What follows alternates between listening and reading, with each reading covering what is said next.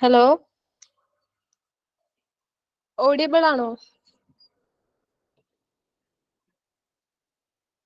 Yes, audible.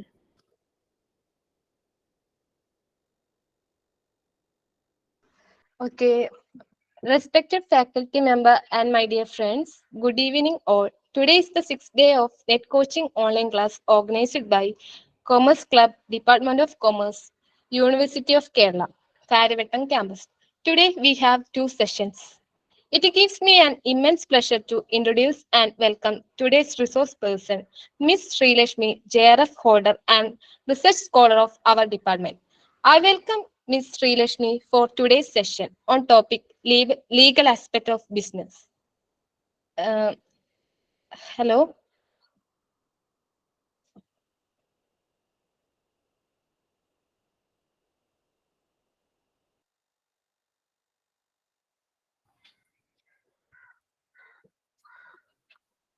Hello. Hello. Audible ആണ് കേൾക്കാം.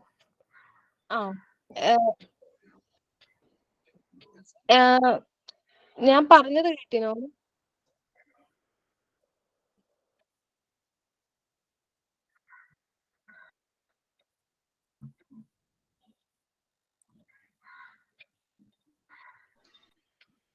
Hello. Hello. Hello. Oh, over to you, ma'am. Okay.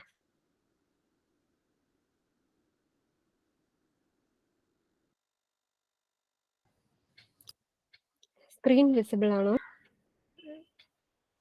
Yes.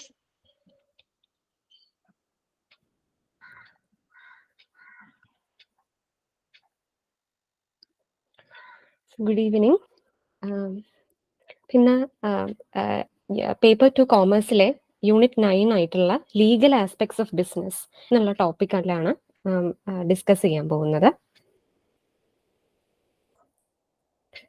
അപ്പോൾ അതിനകത്ത് മെയിനായിട്ട് വരുന്ന കണ്ടന്റ്സ്, അതിൻ്റെ ഒരു ഫസ്റ്റ് പോർഷനായിട്ട് വരുന്ന നമുക്ക് ലീഗൽ ആസ്പെക്ട്സിനകത്ത് നമുക്ക് എന്താണ് പല ആക്ടുകളാണ്, ബിസിനസ്സുമായിട്ട് റിലേറ്റ് ചെയ്ത് വരുന്ന ആക്ടുകളാണ് അല്ലേ പഠിക്കാനുള്ളത്. അപ്പോൾ ഫസ്റ്റ് വരുന്നത് Indian contract act 1872, sale of goods act 1930, negotiable instruments act 1881, companies act 2013.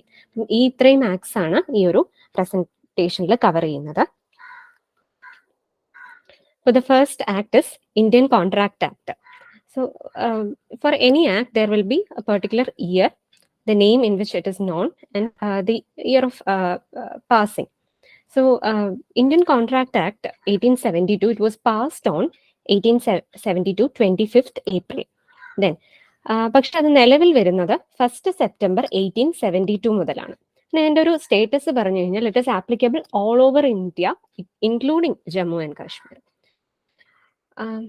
Law of contract എന്ന് പറയുന്നത് it creates just in person, means it is right against a person. In general അല്ല, it is not just in rum, but it is just in persona. Then regarding the act, we can divide this act into two sections. The first section, from section 1 to 75, it discusses the general principles of the law of contract. Then അതിൻ്റെ ഒരു second part പോലെ നമ്മൾ പറയാറുണ്ട് എന്താ special kinds of contracts. അതിൻ്റെ sections ഏത് മുതലാണ്? Section 124 to section 238. അതിനകത്താണ് സ്പെഷ്യൽ കൈൻഡ്സ് ഓഫ് കോൺട്രാക്ട്സ്, അതായത് bailment, pledge, guarantee, indemnity, agency, ഇതുപോലെയുള്ള സ്പെഷ്യൽ കോൺട്രാക്ട്സിനെ പറ്റി പറഞ്ഞിട്ടുള്ളത്.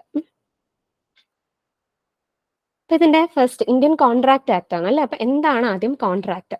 സെക്ഷൻ 2 സബ്സെക്ഷൻ ഹെച്ചിനകത്ത് പറഞ്ഞിട്ടുണ്ട്, an agreement enforceable by law is a contract. Basically ഇതൊരു എഗ്രിമെന്റ് ആണ്, അതിന്റെ കൂടെ എന്തുകൂടി വരണം? എൻഫോഴ്സിബിലിറ്റി ബൈ ലോ കൂടി വരുമ്പോഴാണ് അത് കോൺട്രാക്ട് ആവുന്നത്. കോൺട്രാക്ട് ഒരു ഇക്വേഷൻസ് കൊടുത്തിരിക്കുന്ന നോക്കിക്കേ. Contract is equal to agreement plus enforceability. So enforceability by means enforceability by law plus agreement. എഗ്രിമെന്റിൽ എന്തൊക്കെയാണ് വരുന്നത്? Second, promise plus consideration will be equal to agreement. അതായത് ഒരു പ്രോമിസ് വേണം, അതിന്റെ കൂടെ consideration. Consideration means something in return. Okay, അപ്പം ഇത് രണ്ടും കൂടി ചേരുമ്പോഴാണ് എഗ്രിമെന്റ് ഉണ്ടാകുന്നത്. ഇനി എന്താണ് പ്രോമിസ്? കൺസിഡറേഷൻ വിനോ, അതിനെ നമ്മൾ വിളിക്കുന്ന പേരാണ് ക്വിഡ് പ്രോ ക്യോ. എന്താണ്, നമ്മൾ ഇൻ റിട്ടേൺ ആയിട്ട് എന്തോ ഒരു കാര്യം എക്സ്പെക്ട് ചെയ്യുന്നു, അതാണ് കൺസിഡറേഷൻ. ഇപ്പൊ പ്രോമിസും വേണം, അതിന്റെ കൂടെ ഒരു കൺസിഡറേഷൻ കൂടി ആകുമ്പോഴത്തേക്കുമാണ് അത് എഗ്രിമെന്റ് ആയിട്ട് മാറുന്നത്. Then promise, for a promise to happen, what two basic things we need, that is offer plus acceptance. ഒരു ഓഫറർ വേണം, അത് അക്സെപ്റ്ററും വേണം. അപ്പൊ അപ്പോഴാണ് ഒരു പ്രോമിസ് ഉണ്ടാകുന്നത്. അപ്പം ഏറ്റവും basic thing to form a contract is offer. An offer when accepted becomes a promise, and if the promise is for a consideration, then it is an agreement, and if this agreement is having enforceability, then നമുക്ക് അതിനെ പറയാം it is a contract. അപ്പൊ കണ്ട, ഒരു chain പോലെ നമുക്കത് അതിന്റെ ഒരു ഓരോന്നോരോന്നായിട്ട് കോൺസ്റ്റിറ്റ്യൂട്ട് ചെയ്ത് പോവും. ഇനി ഇതിന് ഇതിന്റെ ഓരോ കമ്പോണൻസിനെ പറ്റിയിട്ട് ഒന്ന് പറയാം. ഓഫർ ഓർ പ്രൊപ്പോസൽ, ഓഫറിന്റെ വേറൊരു പേരാണ് പ്രൊപ്പോസൽ. അത് ഡിഫൈൻ ചെയ്തിരിക്കുന്നത് സെക്ഷൻസ്, ലോയിൽ എന്താണ്, സെക്ഷൻസ് വളരെ ഇമ്പോർട്ടന്റ് ആണ് അല്ലേ. അപ്പം സെക്ഷൻ 2 സബ്സെക്ഷൻ എയിലാണ് ഓഫർ ഓർ പ്രിൻസിപ്പിൾ വരുന്നത്, പ്രൊപ്പോസൽ വരുന്നത്.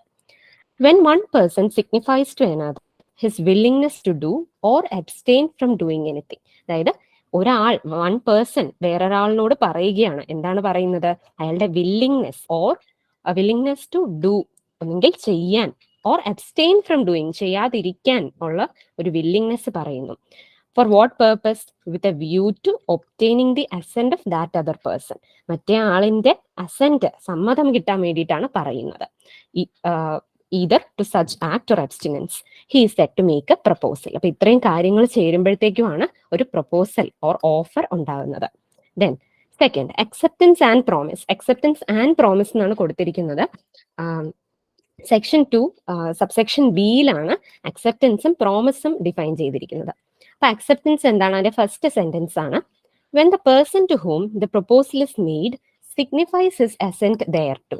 അതായത് ആരോടാണോ നമ്മൾ കഴിഞ്ഞ സെക്ഷൻ 2 സബ്സെക്ഷൻ എയിൽ പറഞ്ഞ പ്രൊപ്പോസൽ, നമ്മൾ if to the person to whom it is made, if he signifies his assent thereto, if he is giving his assent, then we can say that the earlier proposal is accepted.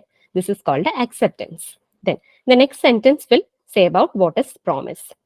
A proposal when accepted becomes a promise. So after acceptance, the proposal is said to be, when the proposal is said to be accepted, it is called as a promise. ഇതാണ് section 2 subsection A, section 2 subsection B. Then consideration, section 2 subsection D ആണ്. അവിടെ നമുക്ക് വരുന്നത് first keyword എന്ന് പറയുന്നത് when at the desire of the promisor. അപ്പൊ പ്രോമിസറിന്റെ ഡിസയറിലാണ് കൺസിഡറേഷൻ വരുന്നത്. When at the desire of promisor എന്താണ് ചെയ്യുന്നത്, promisee or any other person has done or abstained from doing something. So if he is doing something or abstaining from doing something or does, so that is a past thing അല്ലേ. ഇനി പ്രസന്റിൽ എന്താണ്, does or abstains from doing something or promises to do, that is future, promises to do, ഭാവിയിൽ ചെയ്യാം, or abstain from doing something. അങ്ങനെയുള്ള act or abstinence or promise is called a consideration for the promise. Consideration, it must be at the desire of the promiser. It can be the promise or any other person, or abstained from doing, or does or abstains from doing, or promises to do or abstain from doing something. Then that act or abstinence of that promise is called as consideration. Then next is the agreement. It is as per section 2 subsection E. Every promise and every set of promises forming consideration for each other is an agreement. എല്ലാ promise അല്ലെങ്കിൽ set of പ്രോമിസസിന്റെ കൂടെ consideration കൂടി ഉണ്ടെങ്കിൽ that is called as an agreement. അപ്പോൾ ഇതൊരു previous year question ആണ്. We are asked to arrange the following. 5 concepts തന്നിട്ടുണ്ട്. അപ്പോൾ അതിനെ നമ്മൾ എന്താക്കി മാറ്റണം, arrange the following process of making of a contract in the chronological sequence from the first to last. ആദ്യം ഏത് വരും, അതിന് ലാസ്റ്റ് ഏത് വരും എന്നുള്ളത് ആണ് ചോദിച്ചിരിക്കുന്നത്.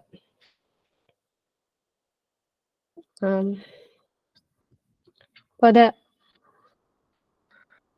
അതിന്റെ ആൻസേഴ്സ് അറ്റംപ്റ്റ് ചെയ്യാവോ? നമുക്ക് ഓപ്ഷൻസ് എന്ന് മനസ്സിലാവുന്നത്, ഫസ്റ്റ് ഓഫ് ഓൾ നമുക്ക് എഗ്രിമെന്റ് ഉണ്ട്, പ്രോമിസ് ഉണ്ട്, ഓഫർ ഓർ പ്രൊപ്പോസൽ ഉണ്ട്, കോൺട്രാക്ട്, അക്സെപ്റ്റൻസ് ഉണ്ട്. ഏറ്റവും ആദ്യം വരുന്നത് എന്താണ്, ഓഫർ ഓർ പ്രൊപ്പോസൽ ആണ്. അപ്പൊ ഓഫർ ഓർ പ്രൊപ്പോസൽ ആണ് ഇത്രയിലും ഫസ്റ്റ് ഉണ്ടാവുന്നത്. അപ്പോൾ അത് വരുന്ന ഓപ്ഷൻ എന്ന് പറയുന്നത് എ എന്ന് പറയുന്ന ഓപ്ഷനിൽ മാത്രമേ അത് വരുന്നുള്ളൂ. ഓഫർ ഓർ പ്രൊപ്പോസൽ ആദ്യം വരുന്നുള്ളൂ. ഇതിനെ നമുക്കൊരു ഓർഡറിൽ അറേഞ്ച് ചെയ്യാനാണ്. അത് കഴിഞ്ഞ് ഓഫർ ഓർ പ്രൊപ്പോസൽ കഴിഞ്ഞിട്ട് അത് ഫസ്റ്റ് ആണ് നമ്മൾ ഫിക്സ് ചെയ്തു. പിന്നെ ഏതൊക്കെയുണ്ട്? എ ഉണ്ട്, എഗ്രിമെന്റ് ഉണ്ട്, ബി പ്രോമിസ് ഉണ്ട്, കോൺട്രാക്ട് ഉണ്ട്, അക്സെപ്റ്റൻസ് ഉണ്ട്. ഓഫർ ഓർ പ്രൊപ്പോസൽ അക്സെപ്റ്റൻസ് ആണ് പിന്നെ വരുന്നത്. അപ്പം സി കഴിഞ്ഞ് ഇ വരും അതിനുശേഷം. പിന്നെ ഉള്ളത് നമ്മൾ ഏറ്റവും നിയറസ്റ്റ് ഓപ്ഷൻ ആണ് നോക്കേണ്ടത്. ഓഫറും അക്സെപ്റ്റൻസും വന്നു കഴിഞ്ഞാൽ എന്താവും? പ്രോമിസ് ആവും അല്ലേ? അപ്പോൾ സി ഇ ബി ഐ. പിന്നെ നമുക്കുള്ളത് കൺസിഡറേഷൻ ഇവിടെ കൊടുത്തിട്ടില്ല, കുഴപ്പമില്ല. അടുത്ത ഉള്ളത് എഗ്രിമെന്റും കോൺട്രാക്റ്റും ആണ്. അതിൽ ആദ്യം വരുന്നത് എഗ്രിമെന്റ് ആണ്. അപ്പൊ എ. ലാസ്റ്റ് ലീവ് ചെയ്യുന്ന ഓപ്ഷൻ ഡി ആണ്, കോൺട്രാക്ട്. അപ്പൊ കറക്റ്റ് ഓർഡർ എന്ന് പറയുന്നത് സി ഓഫർ ആദ്യം വരും, അതിനുശേഷം acceptance, then promise, then A agreement, then D. അപ്പൊ ഇതിന്റെ കറക്റ്റ് ആൻസർ എന്ന് പറയുന്നത് ഓപ്ഷൻ എ ആണ്. ഇതൊരു പ്രീവിയസ് ഇയർ ക്വസ്റ്റ്യൻ ആണ്. നെക്സ്റ്റ് എന്ന് പറയുന്നത് essentials of a valid contract. അപ്പോൾ essentials of a valid contract is mentioned in section 10. As per section 10 of the Contract Act, all agreements are contracts if they are made by the free consent of parties competent to contract. ആദ്യം തന്നെ നോക്കുക, all agreements. അപ്പൊ ആദ്യം contract എന്ന് പറയുന്നത് എന്തായിരിക്കണം? ഒരു agreement ആയിരിക്കണം. All agreements are contracts. Basically ഒരു എഗ്രിമെന്റ് ആയിരിക്കണം. If they are made by the free consent, അപ്പൊ അവിടെ ഫ്രീ കൺസെന്റ് ഉണ്ടായിരിക്കണം. Of parties more than one party, ഇപ്പൊ 2 പാർട്ടീസ് മിനിമം ഉണ്ടായിരിക്കണം. കോമ്പീറ്റന്റ് ടു കോൺട്രാക്ട് ആയിരിക്കണം ആ പാർട്ടീസ്. അപ്പൊ ഇപ്പൊ തന്നെ നമുക്ക് എഗ്രിമെന്റ് ആയി, ഫ്രീ കൺസെന്റ്, 2 പാർട്ടീസ് വേണം, കോമ്പീറ്റന്റ് ടു കോൺട്രാക്ട് ആയിരിക്കണം. For a lawful consideration, consideration lawful ആയിരിക്കണം, അതായത് ഇല്ലീഗൽ കൺസിഡറേഷൻ ഒന്നും ആവാൻ പാടില്ല. Then with a lawful object, lawful ആയിട്ടുള്ള ഒബ്ജക്റ്റ്, അതായത് ആരെയും മർഡർ ചെയ്യാനോ അല്ലെ അങ്ങനെയുള്ള ഇല്ലീഗൽ ഒബ്ജക്ട്സിനൊന്നും ആയിരിക്കരുത് ആ കോൺട്രാക്ട് ഫോം ചെയ്തിരിക്കുന്നത്. And are not here by expressly declare to be void. ചില കാര്യങ്ങൾ വോയിഡ് ആണെന്ന് എക്സ്പ്രസ്ലി ഡിക്ലെയർ ചെയ്തിട്ടുണ്ട്, അങ്ങനെയുള്ള കാര്യങ്ങളൊന്നും ആയിരിക്കാൻ പാടില്ല. ഇന്ത്യൻ കോൺട്രാക്ട് ആക്ടിൽ തന്നെ അതിനുള്ള സെക്ഷൻസ് പ്രൊവൈഡ് ചെയ്തിട്ടുണ്ട്. ഇനി ഇവിടെ കൊടുത്തിരിക്കുന്നത് essential elements of a valid contract, 2 parties, minimum 2 parties ഉണ്ടായിരിക്കണം. ദെൻ എഗ്രിമെന്റ് ഉണ്ടായിരിക്കണം. എഗ്രിമെന്റ് എന്ന് പറയുമ്പോഴത്തേക്കും പ്രോമിസും കൺസിഡറേഷനും ചേർന്നത്. Intention to create a legal relationship, ഒരു ലീഗൽ റിലേഷൻഷിപ്പ് ക്രിയേറ്റ് ചെയ്യാൻ വേണ്ടിയിട്ടായിരിക്കണം ഈ കോൺട്രാക്റ്റിൽ എൻ്റർ ചെയ്യുന്നത്, എങ്കിൽ മാത്രം ഈ എഗ്രിമെന്റിൽ എൻ്റർ ചെയ്യുന്നത്, എങ്കിൽ മാത്രമേ എന്തായി മാറുള്ളൂ, അത് ഒരു കോൺട്രാക്റ്റ് ആയിട്ട് മാറുകയുള്ളൂ. ഒരു സോഷ്യൽ അല്ലെങ്കിൽ ഡൊമസ്റ്റിക് നേച്ചറിലുള്ള അങ്ങനെ ഒരു റിലേഷൻഷിപ്പിൽ നിന്ന് ഉണ്ടാകുന്ന എഗ്രിമെന്റ്സ് അതൊന്നും തന്നെ എന്തല്ല, കോൺട്രാക്റ്റ് ആയിട്ട് നമുക്ക് തന്നെ പറയാൻ പറ്റില്ല. പിന്നെ വരുന്നതാണ് കൺസെൻസസ് എഡൈഡ്, അതായത് ഐഡന്റിറ്റി ഓഫ് മൈൻഡ്. ഈ കോൺട്രാക്റ്റിലെ എല്ലാ പാർട്ടീസും സെയിം തിങ് സെയിം സെൻസിലായിരിക്കണം മനസ്സിലാക്കിയിട്ടുള്ളത്. അതായത് എല്ലാവരുടെയും മനസ്സിൽ ഒരേ കാര്യം ഒരേ രീതിയിലായിരിക്കണം അതിന്റെ കൺസെപ്റ്റ് ഉണ്ടാകേണ്ടത്. അതാണ് consensus ad idem, which means identity of mind. Then lawful consideration. Lawful consideration means എന്താണ്? കൺസിഡറേഷൻ ലോഫുൾ ആയിരിക്കണം. അതായത് അൺലോഫുൾ കൺസിഡറേഷൻ ആണെങ്കിൽ ആ കോൺട്രാക്ട് വോയിഡ് ആയിരിക്കും. പിന്നെ വരുന്നതാണ് lawful object, then free consent. Consent ഒരു തരത്തിലുള്ള എന്താണ്, കൺസെന്റ് ഫ്രീ അല്ലാത്തത് എപ്പോഴാണ് എന്നൊക്കെ ഇനി മുന്നോട്ടുള്ള സ്ലൈഡിലുണ്ട്. പിന്നെ വരുന്നത് കോമ്പീറ്റൻസി ടു കോൺട്രാക്ട്, കോമ്പീറ്റന്റ് ആയിരിക്കണം പാർട്ടീസ്. അതുപോലെ performance must not be impossible, impossible ആയിട്ടുള്ള കാര്യങ്ങൾ ചെയ്യാൻ ഉള്ള കോൺട്രാക്ട്സ് ഉണ്ടാക്കാൻ പാടില്ല. അതായത് നമുക്ക് എന്താണ് ഇമ്പോസിബിൾ ടു പെർഫോം, അങ്ങനെയുള്ള കാര്യങ്ങൾ, അങ്ങനെയുള്ള ആക്ട്സ് ഒന്നും ആയിരിക്കാൻ പാടില്ല. And it should not expressly declare void. Expressly അത് വോയിഡ് ആണ് എന്ന് പറഞ്ഞിട്ടുള്ള കാര്യങ്ങളൊന്നും ആയിരിക്കാൻ പാടില്ല. ഇത്രയാണ് essentials of a valid contract. പിന്നെ ഒരു കാര്യമാണ് all contracts are agreement but all agreements are not contract.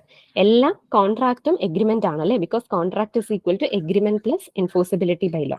But enforceability ഇല്ലാത്ത എഗ്രിമെന്റ്സ് ഒന്നും തന്നെ കോൺട്രാക്ട് അല്ല. നമുക്ക് പറയാം എന്താണ് എഗ്രിമെന്റ് പ്ലസ് എൻഫോഴ്സിബിലിറ്റി വരുന്നത് മാത്രമേ കോൺട്രാക്റ്റ് ആയിട്ട് എടുക്കുകയുള്ളൂ. അപ്പൊ കോൺട്രാക്ടിനകത്ത് വരുന്നത് എല്ലാ എഗ്രിമെന്റ് ആയിരിക്കും. ബട്ട് എല്ലാ എഗ്രിമെന്റ്സിനും എൻഫോഴ്സിബിലിറ്റി ഉണ്ടായിരിക്കണം എന്നില്ല. So all agreements are not contracts. Then types of contract. നമുക്ക് പല തരത്തിലുള്ള കോൺട്രാക്റ്റുകളുണ്ട്. അതിന്റെ പല ബേസിസിലാണ് നമ്മൾ അത് കൺസിഡർ ചെയ്യുന്നത്. അപ്പോൾ ഒന്നാമത്തത് on the basis of validity. വാലിഡിറ്റിന്റെ ബേസിസിൽ വാലിഡ് കോൺട്രാക്ട് ഉണ്ട്, void contract, voidable contract, unenforceable contract, illegal contract ഉണ്ട്. പെർഫോമൻസിന്റെ ബേസിസിൽ executed contract, executory contract, bilateral contract, unilateral contract ഉണ്ട്. ഇനി ഫോർമേഷന്റെ ബേസിസിലാണെങ്കിൽ express, implied, quasi contract, E contract. On the basis of validity. അപ്പൊ എന്താണ് വാലിഡ് കോൺട്രാക്ട്? വാലിഡ് കോൺട്രാക്ട് എന്ന് പറയുന്നത് സെക്ഷൻ 10 നമ്മളിപ്പോൾ പഠിച്ച സെക്ഷൻ 10-നകത്തെ എല്ലാ റിക്വയർമെന്റ്സും സാറ്റിസ്ഫൈ ചെയ്യുന്ന ഒരു കോൺട്രാക്ട് ആണെങ്കിൽ അതിനെ വാലിഡ് കോൺട്രാക്ട് എന്ന് നമുക്ക് പറയാം. And second is void contract. It is explained in section 2 subsection J. It is a contract which is not enforceable by law. That is, section 10 it does not meet all the requirements of section 10. Contract that ceases to be enforceable by law. എപ്പോഴാണ് അത് enforceability പോകുന്നത്? അല്ല, enforceability by law പോകുന്ന ഒരു contract void ആവും when it ceases to be enforceable. Then മൂന്നാമത്തെ type of contract ആണ് voidable contract. Voidable, valid, void, voidable contract. അത് സെക്ഷൻ 2 സബ്സെക്ഷൻ ഐയിലാണ് പറയുന്നത്. വോയിഡബിൾ കോൺട്രാക്റ്റിന്റെ പ്രത്യേകത എന്ന് പറയുന്നത് അതിന്റെ പാർട്ടീസ് ആരെയെങ്കിലും കൊയേർഷൻ വഴിയോ അൺഡ്യൂ ഇൻഫ്ലുവൻസ് വഴിയോ ഫ്രോഡ് വഴിയോ മിസ്റെപ്രസെന്റേഷൻ വഴിയോ ആയിരിക്കും കൺസെന്റ് കൊടുത്തിട്ടുണ്ടായിരിക്കുക. അപ്പോൾ അത് കൺസെന്റ് ഫ്രീ അല്ല. അപ്പൊ അതിന്റെ എൻഫോഴ്സിബിലിറ്റി എന്ന് പറയുന്നത് it is at the option of one or more of the parties. ആരാണോ അഗ്രീവ്ഡ് പാർട്ടി അവരുടെ ഓപ്ഷൻസിലായിരിക്കും, but not at the option of other or others. ഇപ്പൊ എൻഫോഴ്സിബിൾ ആണ് if the party says so, but it is not enforceable if they are choosing the other option. ഇപ്പൊ എന്തൊക്കെ കാരണങ്ങൾ ആണ് ഉണ്ടാകുന്നത്? Coercion, undue influence, fraud and misrepresentation. ഇനി നാലാമത്തെ type എന്ന് പറയുന്നത് unenforceable contract. Unenforceable contracts are those contracts which become not അതിന്റെ എൻഫോഴ്സിബിലിറ്റി പോകുന്നു because of some technical defects. ഇപ്പൊ സ്റ്റാമ്പ് ചെയ്യേണ്ടടുത്ത് സ്റ്റാമ്പ് ചെയ്യുന്നില്ല, അല്ലെ അണ്ടർ സ്റ്റാമ്പ്ഡ് ആണ്. ഇങ്ങനെയുള്ള ചെറിയ ചെറിയ ഡിഫക്ട്സ്, ചെറുതല്ല, ടെക്നിക്കൽ ആയിട്ടുള്ള ഡിഫക്റ്റ്, അല്ലാതെ സെക്ഷൻ 10-ന്റെ ഇത് സാറ്റിസ്ഫൈ ചെയ്യാത്ത അങ്ങനെയല്ല. പ്യുവർലി ടെക്നിക്കൽ ഡിഫക്ട്സ് കാരണം എൻഫോഴ്സിബിലിറ്റി പോകുന്ന കോൺട്രാക്റ്റുകൾ, അതാണ് അൺഎൻഫോഴ്സിബിൾ കോൺട്രാക്ട്. ഇനി last one is illegal contract. അത് കംപ്ലീറ്റ്ലി എഗൻസ്റ്റ് ലോ ആയിരിക്കും. ഇപ്പോൾ എന്തെങ്കിലും മർഡറിനോ അല്ലെങ്കിൽ immoral or oppose to public policy, public ഗുഡിന് എഗൻസ്റ്റ് ആയിട്ട് എന്തെങ്കിലും കാര്യങ്ങൾ ചെയ്യാൻ വേണ്ടിയിട്ട് കോൺട്രാക്ട്സിൽ എൻ്റർ ചെയ്ത് കഴിഞ്ഞാൽ അതാണ് illegal contracts. Second classification of contracts is on the basis of performance. So the first here two ആയിട്ട് നമുക്ക് ക്ലാസിഫൈ ചെയ്യാം: executed contract and executory contract. So executed means there is some obligation to be performed by the parties and the parties have fulfilled their obligations. That is executed contract. But if the parties have to fulfill the obligations or they have not yet fulfilled their obligations, ഇനി അവർ ചെയ്യണം, അങ്ങനെയാണെങ്കിൽ അത് executory contract ആണ്. And on the basis of how many parties this executory contract can be unilateral contract or bilateral contract. If there is only one party who has to perform the obligation and the other has performed, അങ്ങനെയാണെങ്കിൽ that is unilateral contract. If both the parties did not fulfill their obligations or they have to fulfill their obligations, അതിനെ നമുക്ക് bilateral contract എന്ന് പറയാം. Executed, executory, unilateral, bilateral. Then on the basis of formation, express contract ഉണ്ട്, implied contract ഉണ്ട്.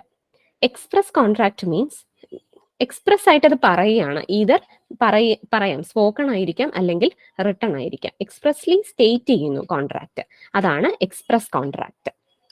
ഇനി ചില സാഹചര്യങ്ങളിൽ നമുക്ക് ഇന്നൊരു കോൺട്രാക്ട് ഉണ്ടെന്ന് എക്സ്പ്രസ്ലി സ്റ്റേറ്റ് ചെയ്യേണ്ട. ഫോർ എക്സാമ്പിൾ, നമ്മളൊരു റെസ്റ്റോറൻറ്റിൽ പോകുന്നു, എന്ത് ചെയ്യുന്നു, ഫുഡ് കഴിക്കുന്നു. അപ്പൊ അവിടെ എന്താണ് നമ്മൾ ചെയ്യുന്നത്?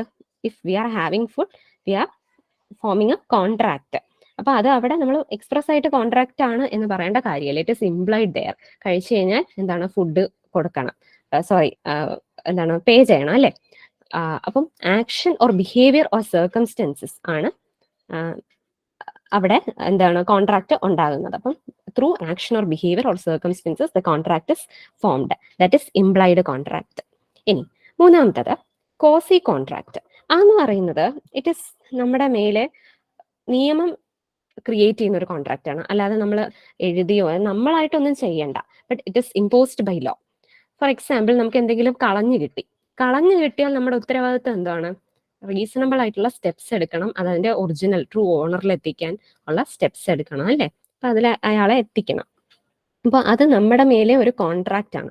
അത്തരത്തിലുള്ള കോൺട്രാക്ട്സ്, അതായത് നമ്മളൊന്നും ചെയ്തിട്ടല്ല, ആരുമായിട്ടും ഒരു പാർട്ടീസുമായിട്ട് നമ്മൾ കോൺട്രാക്റ്റിൽ എൻ്റർ ചെയ്യുന്നില്ല, but it is created by the law. Such contracts are called quasi contract. Then we have E contract. ഈ കോൺട്രാക്ട് ഫ്രീക്വന്റ്ലി ഇപ്പം എല്ലായിടത്തും ചെയ്യുന്ന കോൺട്രാക്ട് എന്താണ്? Formed through internet or other electronic means വഴി കോൺട്രാക്റ്റിൽ എൻ്റർ ചെയ്യുന്നു. Then we can call it as E contract. ഇത്രയാണ് types of contract. On the basis of validity, on the basis of performance, on the basis of formation. ഇതൊരു question ആണ്. A minor takes a loan of rupees 4,000 from B. അയാളുടെ ആ മൈനോറിറ്റിയിൽ ആണ് എന്ത് ചെയ്യുന്നത്? Loan എടുക്കുന്നത്. Majority ആയപ്പോഴത്തേക്കും he applies to B for a further loan. Majority ആയപ്പോഴത്തേക്കും ഫർദർ എന്താണ്, ഈ 4,000 പുറമെ 3,000 രൂപ കൂടി ചോദിച്ചു. B gives this loan and obtains from A combined promissory note. B പൈസ കൊടുത്തു, എന്നിട്ട് എയുടെ നിന്ന് ഒരു പ്രോമിസറി നോട്ട് മേടിച്ചു. എത്ര രൂപയ്ക്കാണ് മേടിച്ചത്? 7,000 രൂപയ്ക്കാണ് മേടിച്ചത്. അപ്പൊ ഇത് എന്ത് തരത്തിലുള്ള കോൺട്രാക്റ്റ് ആണ്? ഇതൊരു ലീഗലി എൻഫോഴ്സിബിൾ കോൺട്രാക്റ്റ് ആണ് അല്ലേ, കാരണം മെജോറിറ്റി അറ്റൈൻ ചെയ്തതിന് ശേഷമാണ് ഈ പ്രോമിസറി നോട്ട് മേടിക്കുന്നത്. അപ്പൊ വോയിഡ് അല്ല, ഇല്ലീഗൽ ആണോ? ഇല്ലീഗൽ അല്ല അല്ലെ. കടം കൊടുക്കുന്നത് ഇല്ലീഗൽ ഒന്നും അല്ല, യൂണിലാറ്ററലും അല്ല. അപ്പം correct option is option B, valid contract. Okay, correct option valid contract ആണ്. ഡൗട്ട്സ് ഉണ്ടോ എന്തെങ്കിലും?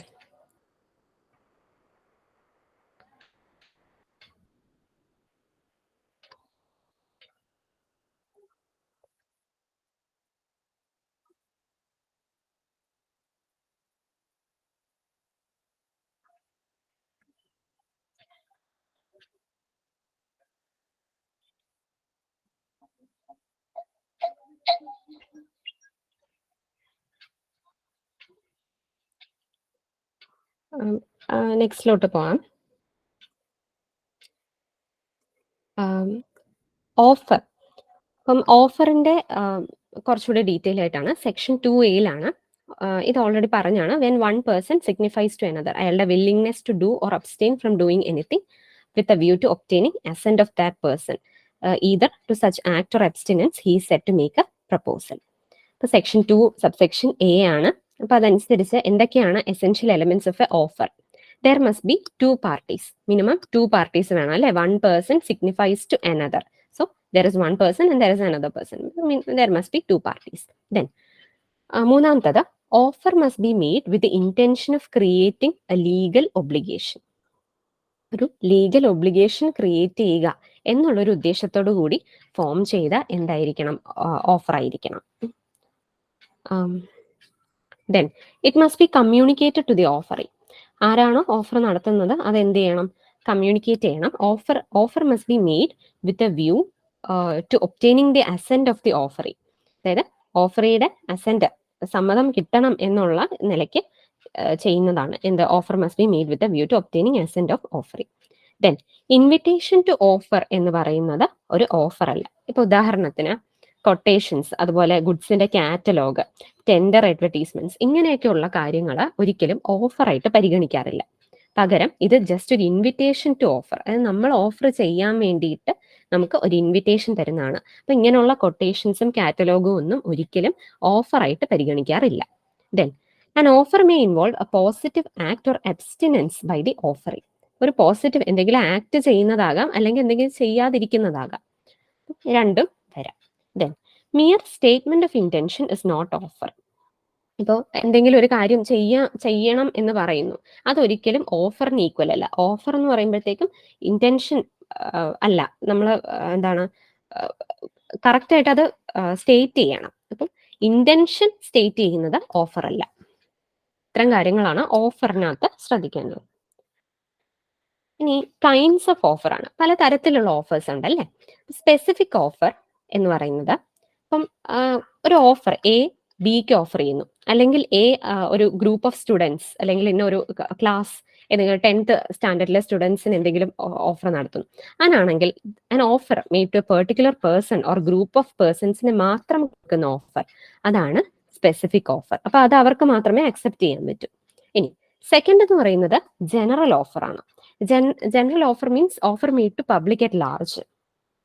ദെൻ പൊതുവെ എന്താണ് എല്ലാവർക്കും വേണ്ടി ഇന്ന ഒരു പ്രത്യേക ഗ്രൂപ്പിനൊന്നും അങ്ങനെയില്ലാതെ പബ്ലിക് അറ്റ് ലാർജിന് കൊടുക്കുന്ന ഓഫറാണ് general offer. Third is standing or open or continuous offer. അതായത് നമ്മളൊരു continuous supply of certain article at A certain rate over A definite period അതിന് വേണ്ടിയിട്ട് ചെയ്യുന്നു. സ്റ്റാൻഡിങ് മീൻസ് എല്ലാ ഒരു പീരീഡ് കഴിയുമ്പോൾ അല്ലെ ഒരു ഇത്ര ഇന്റർവെൽ കഴിയുമ്പോൾ എല്ലാ വട്ടവും ആ ഒരു ഓഫർ നിലനിൽക്കുന്നുണ്ട്. അതാണ് continuous supply of a certain article. Standing means continuing, open എന്നൊക്കെയുള്ള അർത്ഥം. ഇത് മൂന്നും സിനോണിമസ് ആയിട്ട് ഉപയോഗിക്കാം. ഇനി നാലാമത്തെന്ന് പറയുന്നത് counter offer. Counter offer means ഇപ്പം എ ബിയോട് പറയുന്നു, എ എന്താണ് A offers B to sell his car to B at ₹5 lakh. That is the original offer. B ഈ ഒരു ഓഫറിനെ അക്സെപ്റ്റ് ചെയ്യുന്നതിന് പകരം ബി തിരിച്ച് എയോട് ചോദിക്കുന്നു ഇഫ് വേറൊരു കാർ അല്ലെങ്കിൽ ആ സെയിം കാർ വേറൊരു എമൗണ്ടിന് പറ്റുമോ എന്ന് ചോദിക്കുന്നു. അപ്പം ഒരു ഒറിജിനൽ ഓഫർ അക്സെപ്റ്റ് ചെയ്യുന്നതിന് പകരം ഫ്രഷ് ഓഫറി നടത്തുന്നു. So fresh offer by offeree സാധാരണ എന്താ ചെയ്യേണ്ടത്? അക്സെപ്റ്റ് ചെയ്യണം അല്ലേ. അപ്പം instead of accepting original offer, fresh offer is made by offeree. അതാണ് കൗണ്ടർ ഓഫർ, തിരിച്ച്. ഇനി fifth one is cross offer. അതൊരു ഇൻട്രസ്റ്റിംഗ് ആയിട്ടുള്ള ഓഫറാണ്. അതായത് എ ബിയോട് ഒരു ഓഫർ നടത്തുന്നു, ഇതേ സെയിം ഓഫർ ബി എയോട് നടത്തുന്നു. ബട്ട് ഇവർക്ക് രണ്ടുപേർക്കും ഈ ഓഫറിനെ പറ്റി അറിയില്ല. അപ്പം ടു ഐഡന്റിക്കൽ ഓഫേഴ്സ്, ഒരേ offer made by two parties, A ബിയോടും ബി എയോടും, to each other in ignorance of each other's offers. ഒരാൾക്ക് മറ്റേ ഓഫറിനെ പറ്റി അറിയില്ല. അങ്ങനെ ഇവര് ഒരേ ഓഫർ എന്ത് ചെയ്യുന്നു, അങ്ങോട്ടും ഇങ്ങോട്ടും കൊടുക്കുന്നു. അങ്ങനെയാണെങ്കിൽ അതിനെ ക്രോസ് ഓഫർ എന്ന് പറയും. ഇത്രയും കൈൻഡ്സ് ഓഫ് ഓഫർ ഉണ്ട്. സ്പെസിഫിക് ഓഫർ ഉണ്ട്, അതൊരു particular person or group of persons. പിന്നെ വരുന്നത് ജനറൽ ഓഫർ ആണ്. മൂന്നാമത്തത് standing or open or continuous offer. അത് കണ്ടിന്യൂസ് ആയിട്ട് എന്തെങ്കിലും സപ്ലൈയോ അങ്ങനെയുള്ള സാഹചര്യങ്ങളിലാണ് സ്റ്റാൻഡിങ് ഓഫർ ചെയ്യുന്നത്. പിന്നെ നാലാമത്തത് കൗണ്ടർ ഓഫർ, ഫ്രഷ് ഓഫർ നടത്തുന്നു instead of accepting original offer. Then cross offer, ഒരേ ഐഡന്റിക്കൽ ഓഫേഴ്സ് അങ്ങോട്ടും ഇങ്ങോട്ടും പാർട്ടീസ് നടത്തുന്നു, but they are not in knowledge of each other's offers. Offer എന്ന് പറയുന്നത് എപ്പോഴാണ് അക്സെപ്റ്റൻസ് ആകുന്നത്? സെക്ഷൻ 2 സബ്സെക്ഷൻ ബി അനുസരിച്ച് when the person to whom the proposal or offer is made, ആരോടാണോ ഈ ഓഫർ നടത്തിയത്, he signifies his assent thereto. When he is giving his assent, the proposal is said to be accepted. അപ്പൊ അതിനെ നമുക്ക് എന്തെന്ന് പറയാം? Proposal accepted ആയി എന്ന് പറയാം. So that is called acceptance. ഇനി എന്തൊക്കെയാണ് essential elements of acceptance? Acceptance must be absolute and unqualified. Acceptance എന്താണ്? അബ്സല്യൂട്ട് അക്സെപ്റ്റൻസ് ആയിരിക്കണം, അല്ലാതെ വേറെ എന്തെങ്കിലും ഒരു കണ്ടീഷനോ, അൺക്വാളിഫൈഡ് മീൻസ് അൺകണ്ടീഷണൽ ആയിരിക്കണം. അതായത് ഒരു കണ്ടീഷൻ വെച്ചിട്ട് എങ്കിൽ ഞാൻ അക്സെപ്റ്റ് ചെയ്യാം, അങ്ങനെ ആയിരിക്കരുത്. ആ ഓഫർ അതുപോലെ എന്തായിരിക്കണം? അബ്സല്യൂട്ട് ആയിട്ടും അൺകണ്ടീഷണൽ ആയിട്ടും അക്സെപ്റ്റൻസ് ഉണ്ടായിരിക്കണം. ഇനി ഈ അക്സെപ്റ്റൻസ് എന്ന് പറയുന്നത് എക്സ്പ്രസ് അക്സെപ്റ്റൻസ് ആകാം, ഇംപ്ലൈഡ് അക്സെപ്റ്റൻസ് ആകാം. ഞാൻ നേരത്തെ ഹോട്ടലിന്റെ എക്സാമ്പിൾ പറഞ്ഞാണ്. പിന്നെ വരുന്നത് മൂന്നാമത്തെ, acceptance must be communicated to the offering. Acceptance ഓഫററിന് കമ്മ്യൂണിക്കേറ്റ് ചെയ്യണം. ഈ ഓഫർ വെച്ച ആളാണ് ഓഫറർ. അപ്പം ഓഫററിന് അക്സെപ്റ്റൻസ് കമ്മ്യൂണിക്കേറ്റ് ചെയ്യണം. ഓക്കെ, അപ്പം offer is accepting the offer of the offeror. Then പിന്നെ ഒരു കാര്യം, silence cannot be prescribed as a mode of acceptance. സൈലൻസിനെ നമുക്ക്, അതായത് ഒരു ആള് സൈലന്റ് ആണ് എന്ന് പറഞ്ഞാൽ അത് അക്സെപ്റ്റൻസിന് ഈക്വൽ ആവില്ല. അതൊരിക്കലും അക്സെപ്റ്റൻസിന്റെ മോഡായിട്ട് കൺസിഡർ ചെയ്യാൻ പറ്റില്ല under the Indian contract law. Then acceptance must be given within the time allot by the offeror. Offeror ഒരു സ്പെസിഫിക് ഒരു എന്താണ് ടൈം കൊടുക്കുന്നതിന് മുന്നേ അക്സെപ്റ്റൻസ് കമ്മ്യൂണിക്കേറ്റ് ചെയ്യണം. അതിനുശേഷം ആണെങ്കിൽ it will not be amounted as acceptance. അപ്പം അതിനുശേഷം എന്തായി, ഓഫർ ലാപ്സ് ആയി. അപ്പൊ അവിടെ പിന്നെ അക്സെപ്റ്റൻസ് ഇല്ല. അപ്പൊ ആ ടൈമിനുള്ളിൽ the acceptance must be given. Then acceptance must be given by the party to whom the offer is made. Okay, offer ആരോടാണോ നടത്തുന്നത്, ഇപ്പം എ ബിയോടാണോ ഓഫർ ചെയ്തതെങ്കിൽ ബി തന്നെ എന്ത് ചെയ്യണം, അത് അക്സെപ്റ്റ് ചെയ്യണം. അല്ലാതെ ഒരു തേർഡ് പേഴ്സണ് അവിടെ എന്തില്ല, അക്സെപ്റ്റ് ചെയ്യാൻ സ്കോപ്പ് ഇല്ല. അപ്പം acceptance must be given by the party to whom the offer is made. Next is under what circumstances നമുക്ക് ഇത് റിവോക്ക് ചെയ്യാം, ഓഫർ റിവോക്ക് ചെയ്യാം. റിവോക്കേഷൻ, ഓഫറും acceptance. Revocation of an offer എപ്പോഴാണ് നമുക്ക് റിവോക്ക് ചെയ്യാൻ പറ്റുന്നത്, അതായത് ഓഫററിന് അക്സെപ്റ്റൻസ് കംപ്ലീറ്റ് ആകുന്നവരെ. ഓഫററിന് എപ്പോഴാണ് അക്സെപ്റ്റൻസ് കംപ്ലീറ്റ് ആവുന്നത്, ഓഫറിയുടെ കയ്യിൽ നിന്ന് അക്സെപ്റ്റൻസ് മേടിക്കുന്നവരെ. അതുവരെ എന്ത് ചെയ്യാം, റിവോക്ക് ചെയ്യാം offer. Then revocation of an acceptance തരുന്നത് ഓഫറിയാണ്. അപ്പോൾ ഇവിടെ അക്സെപ്റ്റർ ആണ് offeree. Any time before communication of acceptance is complete for the acceptor. അപ്പം അക്സെപ്റ്റർ എന്ന് പറയുന്നത് അക്സെപ്റ്റ് ചെയ്യുന്ന ആൾ ആരാ, ഓഫറിയാണ്. ഓഫറിക്ക് കമ്മ്യൂണിക്കേഷൻ ഓഫ് അക്സെപ്റ്റൻസ് കംപ്ലീറ്റ് ആകുന്നവരെ. എപ്പോഴാണ് ഓഫറിക്ക് കംപ്ലീറ്റ് ആവുന്നത്, ഓഫർ എപ്പോഴാണോ ആ ഒരു എന്താണോ മോഡ് ഓഫ് കമ്മ്യൂണിക്കേഷൻ അത് പോസ്റ്റ് ചെയ്യുന്നത് വരെ എന്തുണ്ട്, അപ്പോഴത്തേക്കും ഓഫറിക്ക് അത് കംപ്ലീറ്റ് ആണ്. അപ്പൊ അതുവരെ എന്ത് ചെയ്യാം, അക്സെപ്റ്റൻസ് റിവോക്ക് ചെയ്യാം. Then communication of revocation. Four the person who makes revoke ചെയ്യുന്നത് ആരാണോ, when it is put into course of transmission to person to whom is made. ഇനി എപ്പോഴാണ് നമുക്ക് ആ റിവോക്കേഷൻ കമ്മ്യൂണിക്കേഷൻ കംപ്ലീറ്റ് ആവുന്നത്, അപ്പോൾ ആരാണോ റിവോക്ക് ചെയ്യുന്നത് അവരതിനെ അയച്ചു മറ്റേ ആളിന് എങ്കിൽ for that communication is made. Then for the person to whom revocation is made, എപ്പോഴാണ് കമ്മ്യൂണിക്കേഷൻ കംപ്ലീറ്റ് ആവുന്നത്, when it comes to the knowledge of him. എപ്പോഴാണ് ഇത് ആർക്കാണോ അയച്ചത് അയാളത് അറിയുമ്പോഴാണ് അയാൾക്ക് ആ കമ്മ്യൂണിക്കേഷൻ ഓഫ് റിവോക്കേഷൻ കംപ്ലീറ്റ് ആവുന്നത്. അപ്പൊ ഇങ്ങനെയാണ് റിവോക്കേഷൻ ഓഫ് ഓഫറും റിവോക്കേഷൻ ഓഫ് അക്സെപ്റ്റൻസ് എപ്പോഴാണ് അത് കംപ്ലീറ്റ് ആകുന്നത് എന്നുള്ള കാര്യമാണ് അടുത്ത പോയിന്റ്. ഇനി acceptance is to offer is what a lighted match is to a train of gunpowder. ഇതെന്ന് പറയുന്നത് അക്സെപ്റ്റൻസ്, അതായത് ലൈറ്റഡ് മാച്ച് എങ്ങനെയാണോ ഒരു ഗൺ പൗഡർ, അതായത് ഗൺ പൗഡർ ഉണ്ടെങ്കിലേ എന്തുള്ളൂ, ലൈറ്റഡ് മാച്ച് വെച്ച് അത് ആവുള്ളൂ. അപ്പൊ അതുപോലെ ഓഫർ ഉണ്ടെങ്കിലേ എന്തുള്ളൂ, അക്സെപ്റ്റൻസ് ഉള്ളൂ. അപ്പൊ ഇത് നമുക്ക് എന്ത് ചെയ്യാൻ പറ്റില്ല, റിവോക്ക് ചെയ്യാൻ പറ്റില്ല അല്ലേ. അപ്പോൾ ഈ ഒരു maxim holds good under English law. But Indian law അനുസരിച്ച് അങ്ങനെയല്ല. ഇന്ത്യൻ ലോ അനുസരിച്ച് അക്സെപ്റ്റൻസ് റിവോക്ക് ചെയ്യാൻ പറ്റും. അതായത് നമ്മൾ കുറച്ചുകൂടി എന്താണ് ഈസിയർ മീൻസ് ഓഫ് കമ്മ്യൂണിക്കേഷൻ ഒക്കെ ഉപയോഗിച്ച് ഇന്ത്യൻ ലോയിൽ, ഇന്ത്യൻ കോൺട്രാക്ട് ആക്ട് പ്രകാരം നമുക്ക് അക്സെപ്റ്റൻസ് റിവോക്ക് ചെയ്യാൻ പറ്റും. ബട്ട് ഈ ഒരു സ്റ്റേറ്റ്മെന്റ് എവിടാ നിലവിൽ വരുന്നത്, ഇംഗ്ലീഷ് ലോയിൽ അത് പോസിബിൾ അല്ല.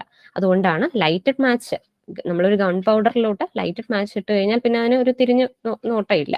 അതുപോലെയാണ് ഓഫറിന് അക്സെപ്റ്റൻസ് ഗ്രാന്റ് ചെയ്താൽ പിന്നെ അത് റിവോക്ക് ചെയ്യാൻ പറ്റില്ല. ഇതാണ്. Then the next term is consideration. Consideration is already explained. So it is said in the section 2 subsection D.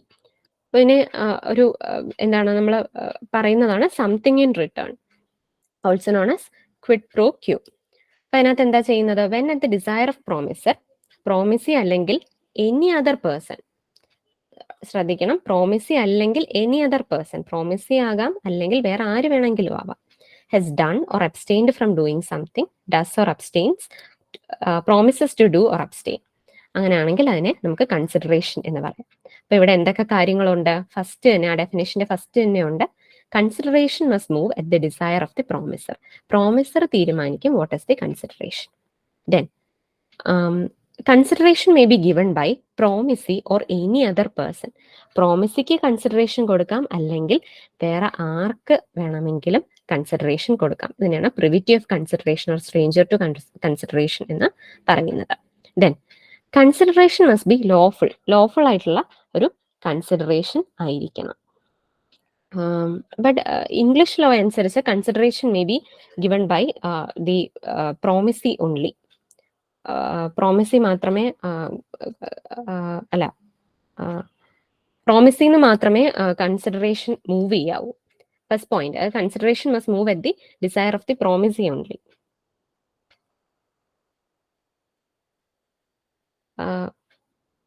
Consideration may be given by the promisee only as per English law, but as per Indian law, consideration may be given by promisee or any other person.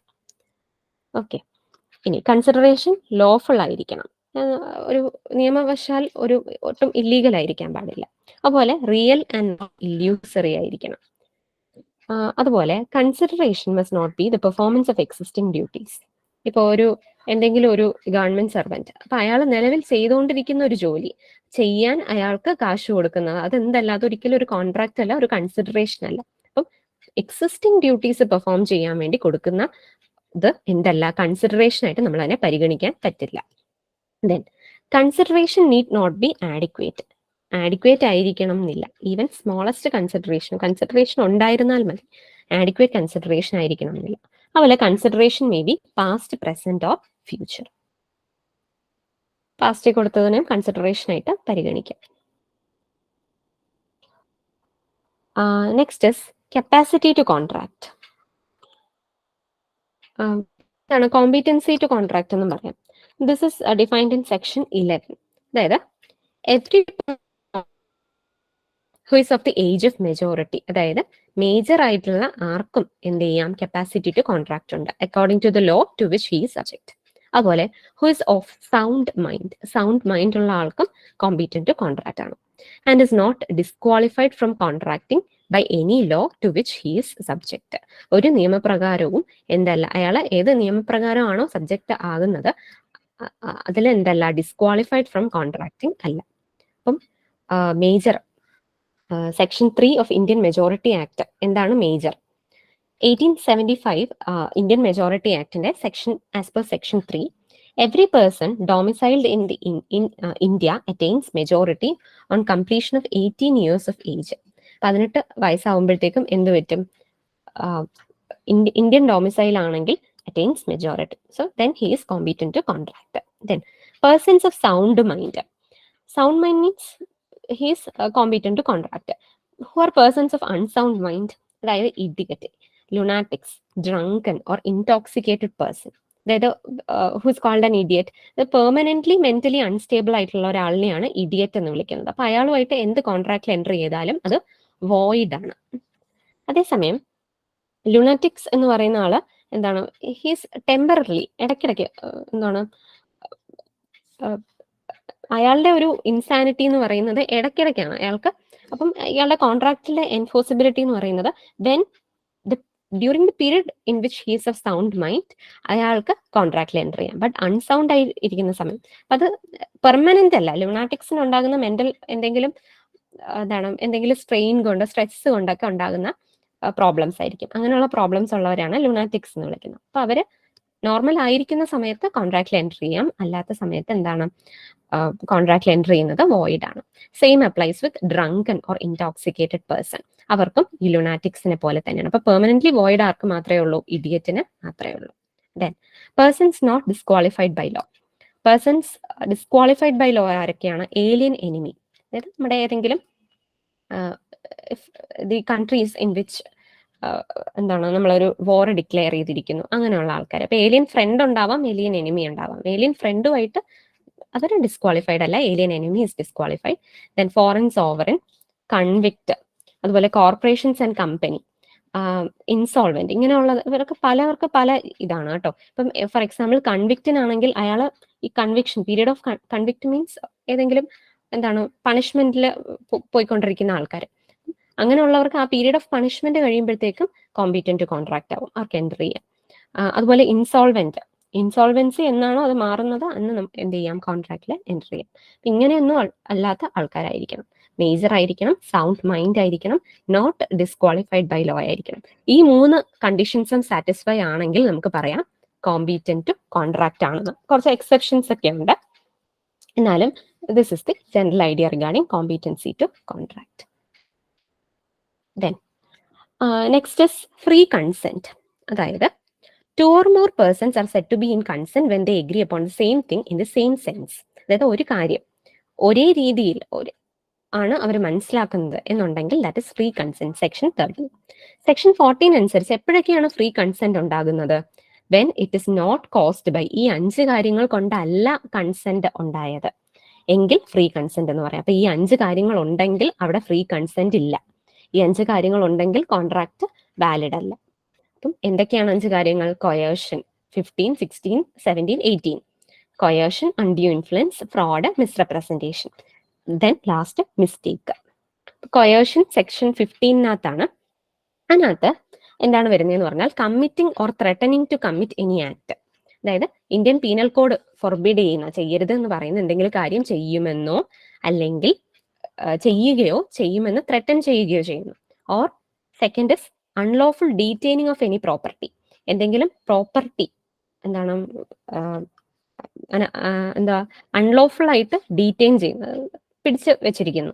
Or threatening to detail, അല്ല അങ്ങനെ ചെയ്യുമെന്ന് പറയുന്നു. To the prejudice of any person what, എന്തിനു വേണ്ടിയിട്ടാ? With intention of causing any person to enter into an agreement. ഒരാളെ ഇങ്ങനെ പേടിപ്പിച്ച് എന്ത് ചെയ്യുന്നു? എഗ്രിമെന്റിൽ സൈൻ ചെയ്യിപ്പിക്കുന്നു, അല്ലെ അങ്ങനെ എഗ്രിമെന്റിൽ എൻ്റർ ചെയ്യാൻ പ്രൊവോക്ക് ചെയ്യും. അപ്പൊ അതിനെയാണ് കൊയേർഷൻ എന്ന് പറയുന്നത്. ഇപ്പൊ കൊയേർഷൻ വഴിയാണ് ഒരു എഗ്രിമെന്റ്, ഒരു കോൺട്രാക്ട് ഉണ്ടായത് എന്നുണ്ടെങ്കിൽ അത് വോയിഡബിൾ കോൺട്രാക്ട് ആണ്. Voidable at the option of party whose consent is obtain. ആരുടെയാണോ കൺസെന്റ് ഇങ്ങനെ ഒബ്റ്റെയിൻ ചെയ്തത് അയാളുടെ ഓപ്ഷനിൽ അത് വാലിഡ് ആകാം, വോയിഡ് ആകാം. അതിനെയാണ് വോയിഡബിൾ എന്ന് പറയുന്നത്. ഇനി ഇത് ആരാ തെളിയിക്കേണ്ടത്? Burden of proving lies with the party who wants to set aside the contract. ഈ കോൺട്രാക്ട് മാറ്റി വെക്കണം, അല്ലെ ഇത് വേണ്ട എന്നുള്ള ആർക്കാണോ ആഗ്രഹം അവരാണ്. അതായത് ആർക്കായിരിക്കും ആഗ്രഹം? ആ ഫ്രീ കൺസെന്റ് ഇല്ലാത്ത എൻറ്റർ ചെയ്ത ആളിനായിരിക്കും. അപ്പൊ അയാൾക്കാണ് burden of proving. Then duress versus coercion എന്ന് പറയുന്നത് എന്താണ് ഇംഗ്ലീഷ് ലോയിലുള്ള ടേമാണ്. അപ്പൊ രണ്ടും ഒന്നാണ്, ബട്ട് സം ഡിഫറൻസസ്. അതായത് ഡ്യൂറസ് എന്ന് പറയുമ്പോൾ കുറച്ചുകൂടി നാരോ ആണ്. നമ്മുടെ ആർക്ക് വേണമെങ്കിലും അല്ല, അവിടെ ആരെയൊക്കെ ത്രെട്ടൺ ചെയ്യണം, പേഴ്സൺസിനെ ത്രെട്ടൺ ചെയ്യുന്നത് മാത്രമേ ഇൻക്ലൂഡ് ചെയ്തിട്ടുള്ളൂ. പ്രോപ്പർട്ടീനെ ഡീറ്റെയിൻ ചെയ്യുന്നത് അവിടെ കൊയേഷൻ ആ ഒരു ടേമിനകത്ത് ഇൻക്ലൂഡഡ് അല്ല, ഡ്യൂറസിനകത്ത്. അതുപോലെ ഈ ഒരു ത്രെട്ടൺ ചെയ്യുന്നത് ഒന്നെങ്കിൽ അയാളെയോ അല്ലെങ്കിൽ അയാളുടെ വൈഫിനെയോ അല്ലെങ്കിൽ പേരൻസിനെയോ ചൈൽഡിനെയോ മാത്രമേ ആകാവൂ ഡ്യൂറസിനകത്ത്. ബട്ട് കൊയേഷനകത്ത് അങ്ങനെയൊന്നുമില്ല, എനി പേഴ്സൺ ആവാം. Then next is undue influence. അത് സെക്ഷൻ 16 അനുസരിച്ചാണ്. Contract is said to be induced by undue influence where relation subsisting between parties. അത് ഒരു പാർട്ടി വേറൊരാളുടെ വില്ലിനെ ഡോമിനേറ്റ് ചെയ്യാൻ വേണ്ടി അയാൾക്ക് പറ്റും. അങ്ങനെയാണെങ്കിൽ അയാൾ അത് ഉപയോഗിക്കുന്നുണ്ട്, അയാൾക്ക് ഒരു പൊസിഷൻ ഉണ്ട്, അതുപോലെ അയാൾ അത് ഉപയോഗിക്കുന്നുണ്ട്. Then it is called as undue influence. ഇനി ഈ അൺഡ്യൂ ഇൻഫ്ലുവൻസ് പ്രസ്യൂംഡ് ആണ്. ചില സാഹചര്യങ്ങളിൽ അത് പ്രസ്യൂംഡ് അല്ല. ലാൻഡ് ലോർഡ് ആൻഡ് ടെനന്റ് കേസിൽ, അതുപോലെ creditor and debtor, husband and wife, principal and agent, ഇങ്ങനെയുള്ള കേസസിലൊന്നും എന്തില്ല, ഈ ഒരു അൺഡ്യൂ ഇൻഫ്ലുവൻസ് പ്രസ്യൂംഡ് അല്ല, അവിടെ ഇല്ല. ബട്ട് അതർ ദാൻ പർദനാഷൻ വിമൻ ആണ്, സെക്ലൂഡഡ് ആയിട്ട് കഴിയുന്ന വിമൻ, അവർക്കൊഴിച്ച് ബാക്കി ഇവർക്കാർക്കും പ്രസ്യൂംഡ് അല്ല. അല്ലാതെ നമ്മളിപ്പോൾ ഒരു advocate client, doctor patient, parent child, ഇങ്ങനെയുള്ള കേസസിലൊക്കെ ഈ ഡോമിനേഷൻ ഓഫ് വില്ല് നമ്മൾ പ്രസ്യൂം ചെയ്യുന്നുണ്ട്. ദെൻ ഇങ്ങനെ അൺഡ്യൂ ഇൻഫ്ലുവൻസ് ആണെങ്കിൽ അതും ആരുടെ ആണോ കൺസെന്റ് ഇല്ലാത്ത അവരുടെ ഓപ്ഷനിൽ അത് വോയിഡബിൾ ആണ്. ഇനി ഇവിടെ ആർക്കാ burden of proving? Dominant party വേണം തെളിയിക്കാൻ. ഞാൻ ഇങ്ങനെ ഡോമിനേറ്റ് ചെയ്തിട്ടില്ല എന്ന് തെളിയിക്കേണ്ട ഉത്തരവാദിത്തം ഡോമിനന്റ് പാർട്ടിക്കാണ്. അപ്പൊ അതാണ് undue influence. Next is fraud. Fraud is mentioned in section 17. Fraud എന്ന് പറയുന്നത് any act committed by a party to a contract.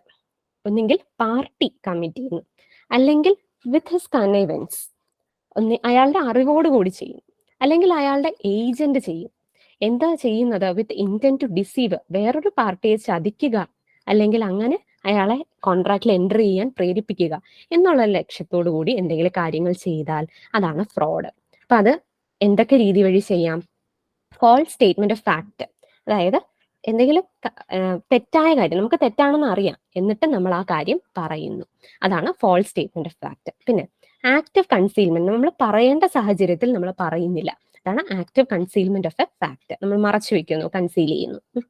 A promise made without any intention of performing it. We are making a promise. നമ്മൾ promise നടത്തുമ്പോഴേ നമുക്കറിയാം we are not going to honour it, നമ്മളത് ചെയ്യാൻ പോകുന്നില്ല എന്ന് നമുക്ക് അപ്പോഴേ അറിയാം. അപ്പം അത് ഫ്രോഡാണ്. Then any act fitted to deceive, ചതിക്കാനായിട്ട് എന്ത് ചെയ്താലും. അതുപോലെ any act or omission specially declare to be fraudulent, ഇതെല്ലാം ഫ്രോഡായിട്ട് കോൺസ്റ്റിറ്റ്യൂട്ട് ചെയ്യും. ദെൻ ഇതും ആരെയാണോ ഫ്രോഡിൽ ചെയ്തത്, ഡിഫ്രോഡ് ചെയ്തത് ആരെയാണോ അവരുടെ ഓപ്ഷനിൽ വോയിഡബിൾ ആണ്. അതുപോലെ മിയർ സൈലൻസും, മിണ്ടാതിരുന്നുകൊണ്ട് എന്തല്ല അത് ഫ്രോഡായിട്ട് കണക്കാക്കില്ല. പിന്നെ മിസ്റെപ്രസെന്റേഷൻ സെക്ഷൻ 18 ആണ്. Innocent misstatement of material facts, that is misrepresentation. Section 18 അനുസരിച്ച് ഇന്നസെന്റ് മിസ്സ്റ്റേറ്റ്മെന്റ്, അതായത് നമുക്ക് മെറ്റീരിയൽ ആയിട്ട് ഭയങ്കര ഇമ്പോർട്ടന്റ് ആയിട്ടുള്ള കാര്യങ്ങളാണ്, ബട്ട് എന്താ ചെയ്യുന്നത്, ഇന്നസെന്റ് നമുക്ക് അറിയാതെ നമ്മൾ അത് എന്ത് ചെയ്യും, തെറ്റ് ചെയ്തു പോകും. അപ്പം person making it believes it to be true, ശരിയാണെന്ന് വിചാരിച്ചാണ് പറയുന്നത്, ബട്ട് തെറ്റാണ്. ഇതുകൊണ്ട് മറ്റേ ആള് എന്ത് ചെയ്യുന്നു, കോൺട്രാക്റ്റിൽ എൻ്റർ ചെയ്യുന്നു. ഇതും ഇതുപോലെ ആരുടെ കൺസെന്റ് വെച്ചാണോ മിസ്റെപ്രസെന്റേഷൻ കിട്ടിയത് അയാളുടെ ഓപ്ഷനിൽ വോയിഡബിൾ ആണ്. പിന്നെ മിസ്റ്റേക്ക് ആണ്. മിസ്റ്റേക്ക് എന്ന് പറയുമ്പോഴത്തേക്കും നമ്മൾ എന്തെങ്കിലും അതായത് നമ്മുടെ ഒരു ഇൻകറക്റ്റ് ബിലീഫ് അബൌട്ട് സംതിങ്, അപ്പൊ അത് വെച്ച് എന്തെങ്കിലും മിസ്അണ്ടർസ്റ്റാൻഡിങ് ഉണ്ടാവുന്നു, അതാണ് മിസ്റ്റേക്ക്. ഇത് രണ്ട് തരത്തിലുള്ള മിസ്റ്റേക്ക് ഉണ്ടായിരിക്കാം. മിസ്റ്റേക്ക് ഓഫ് ഫാക്റ്റും ഉണ്ട്, മിസ്റ്റേക്ക് ഓഫ് ലോയും ഉണ്ട്. മിസ്റ്റേക്ക് ഓഫ് ലോയിനകത്ത് ഇന്ത്യൻ ലോ മിസ്റ്റേക്ക് നടത്തുന്നുണ്ട്, മിസ്റ്റേക്ക് ഓഫ് ഫോറിൻ ലോ ഉണ്ട്. ഇന്ത്യൻ ലോയിനകത്ത് നമുക്ക് ഒരു കാര്യമുണ്ട് അല്ലേ, ignorance of law is not an excuse. Indian law അറിയില്ല എന്ന് പറഞ്ഞ് എന്തല്ല അത് നമുക്കൊരു എക്സ്ക്യൂസ് അല്ല. But in case of foreign law അത് ignorance of law is given as a excuse. Then mistake of fact, അവിടെ ബൈലാറ്ററൽ മിസ്റ്റേക്ക് ഉണ്ട്, യൂണിലാറ്ററൽ മിസ്റ്റേക്ക് ഉണ്ട്. രണ്ടാൾക്കാരും മിസ്റ്റേക്ക് നടത്തി, അങ്ങനെയാണെങ്കിൽ അത് ബൈലാറ്ററൽ മിസ്റ്റേക്ക് ആണ്. ഒരാളെ നടത്തിയോളെങ്കിൽ അത് യൂണിലാറ്ററൽ മിസ്റ്റേക്ക് ആണ്. രണ്ടുപേരും നടത്തിയെങ്കിൽ അത് രണ്ട് തരത്തിലുള്ള മിസ്റ്റേക്സ് ആവാം.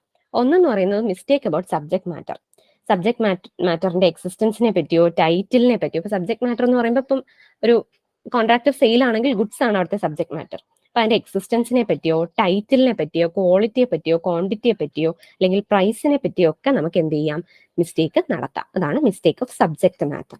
ഇനി mistake about possibility of performance, അത് നമ്മൾ വിചാരിച്ചു നമുക്ക് ഇത് പെർഫോം ചെയ്യാൻ പറ്റും, ബട്ട് നമ്മൾ പിന്നെ നോക്കിയപ്പോഴാണ് അത് it is impossible to perform എന്ന് മനസ്സിലാക്കിയത്. അപ്പൊ അതാണ് മിസ്റ്റേക്ക് ഓഫ് പോസിബിലിറ്റി. നമുക്ക് അറിയാതെ പറ്റിപ്പോകുന്ന തെറ്റുകളാണ് അതൊക്കെ. അപ്പൊ ഇത്രയും എല്ലാം എന്താണ്, മിസ്റ്റേക്സ് ആണ്, kinds of mistakes. Then discharge of contract, എങ്ങനെ നമുക്ക് കോൺട്രാക്ട് ഡിസ്ചാർജ് ചെയ്യാം.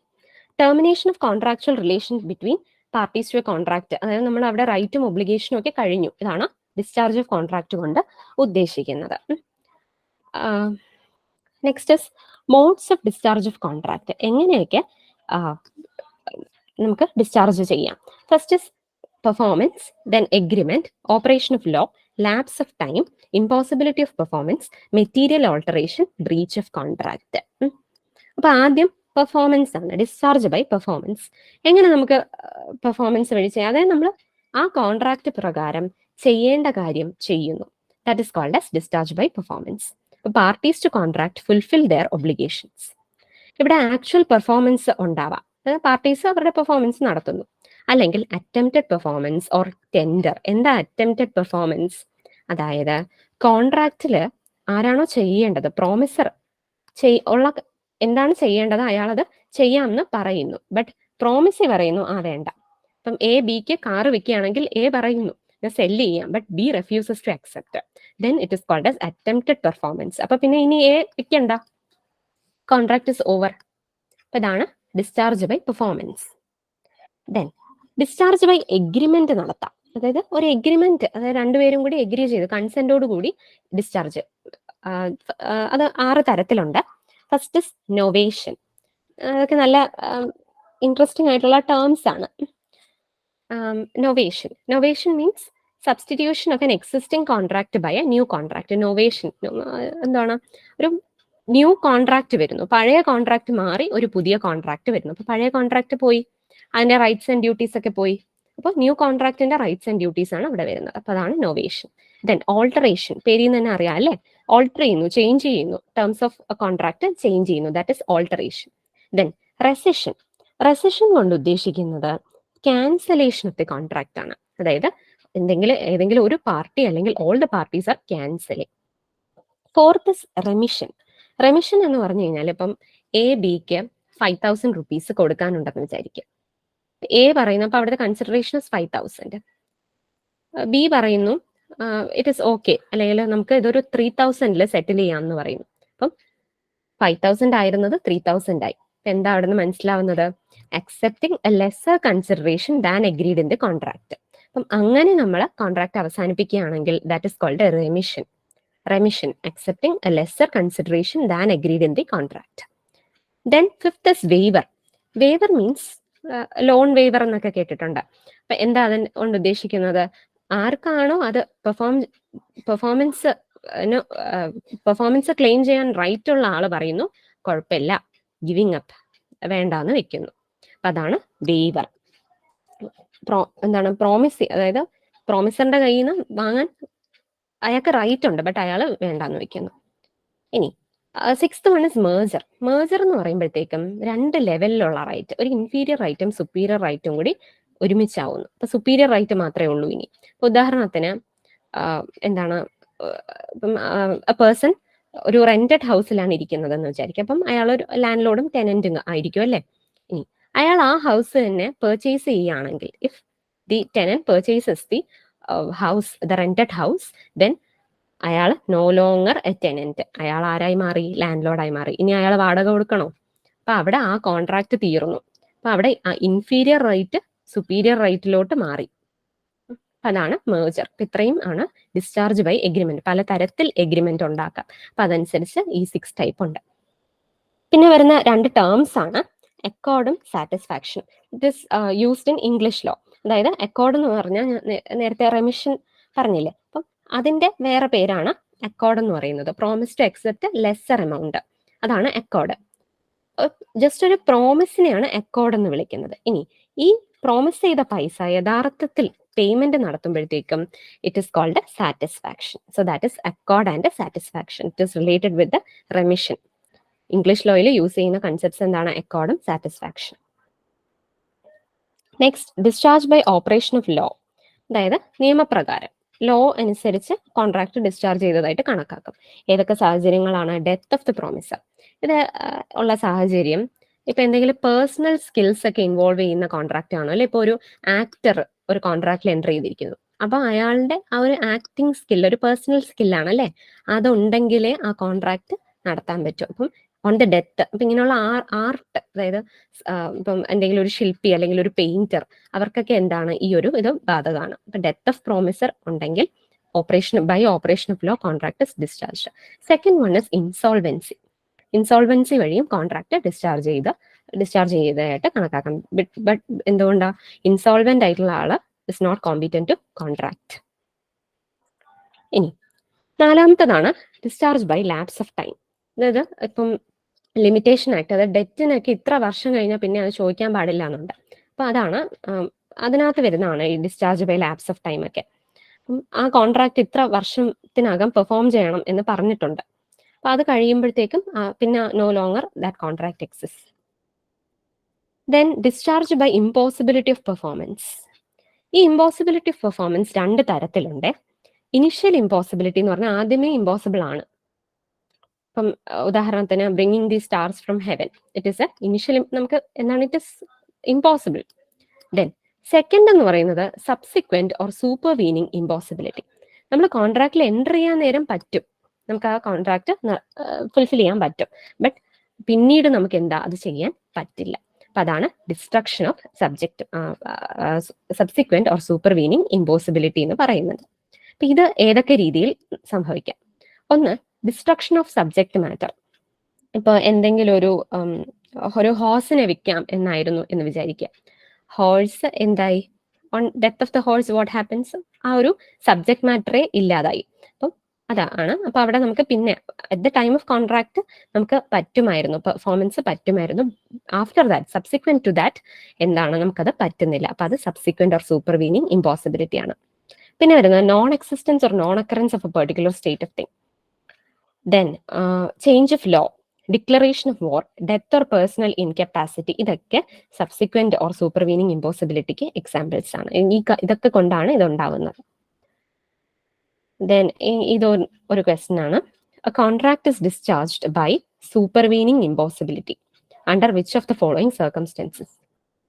അതിനകത്ത് എ കൊടുത്തിട്ടുണ്ട്, ഡിസ്ട്രക്ഷൻ ഓഫ് സബ്ജക്ട് മാറ്റർ. അത് കറക്റ്റ് ആണല്ലോ. ഡിസ്ട്രക്ഷൻ ഓഫ് സബ്ജക്ട് മാറ്റർ വന്നാൽ സൂപ്പർവീനിങ് ഇമ്പോസിബിലിറ്റി വരും. Then death or disablement of party വന്നാലും സൂപ്പർവീനിങ് ഇമ്പോസിബിലിറ്റി വരും. റെസിഷൻ എന്താണ്? ക്യാൻസലേഷൻ ആണ്. റെമിഷൻ കുറച്ച് പൈസ കൊടുക്കുന്നു. Accord satisfaction. അപ്പൊ ഇവിടെ എയും ബിയും മാത്രമേ ആൻസർ ആയിട്ട് വരുള്ളൂ. അപ്പം ഇവിടുത്തെ കറക്റ്റ് ഓപ്ഷൻ ബി ആയിരിക്കും. ഓക്കെ, ഇവിടെ കറക്റ്റ് ആണ് ചോദിച്ചിട്ടുള്ളത് കേട്ടോ. Most appropriate answer from option given below. അതായത് കറക്റ്റ് ഓപ്ഷൻസ് ആണ് ചോദിച്ചിട്ടുള്ളത്. Next, discharge by material alteration. Material alteration means ഭയങ്കരമായിട്ടുള്ള ചേഞ്ചസ്. അതായത് കോൺട്രാക്ടിന്റെ ക്യാരക്ടർ തന്നെ മാറ്റുന്ന, അല്ലെ പാർട്ടീസിന്റെ റൈറ്റ്സ് ആൻഡ് ഡ്യൂട്ടീസ് കംപ്ലീറ്റ് ആയിട്ട് മാറ്റുന്ന തരത്തിലുള്ള ഡിസ്ചാർജ്. അതാണ് ഡിസ്ചാർജ് ബൈ മെറ്റീരിയൽ ഓൾട്ടറേഷൻ. പിന്നെ വരുന്നത് discharge by breach of contract. Breach means നമ്മൾ എന്താണോ ചെയ്യേണ്ടത്, പെർഫോം ചെയ്യേണ്ട ഒബ്ലിഗേഷൻസ് എന്ത് ചെയ്യുന്നില്ല, പെർഫോം ചെയ്യുന്നില്ല. അതാണ് ബ്രീച്ച്. ഇത് തന്നെ രണ്ട് തരത്തിലുള്ള ബ്രീച്ച് ഉണ്ട്, ആക്ച്വൽ ബ്രീച്ചും ആന്റിസിപ്പേറ്ററി ബ്രീച്ചും. ആക്ച്വൽ ബ്രീച്ച് എന്ന് പറയുന്നത് ഡ്യൂ ഡേറ്റ് ഓഫ് പെർഫോമൻസിൽ ഉണ്ടാകുന്ന ബ്രീച്ച് ആണ്. ഇത് ഡ്യൂറിംഗ് ദ പെർഫോമൻസ് ആണ് ഉണ്ടാകുന്നത്.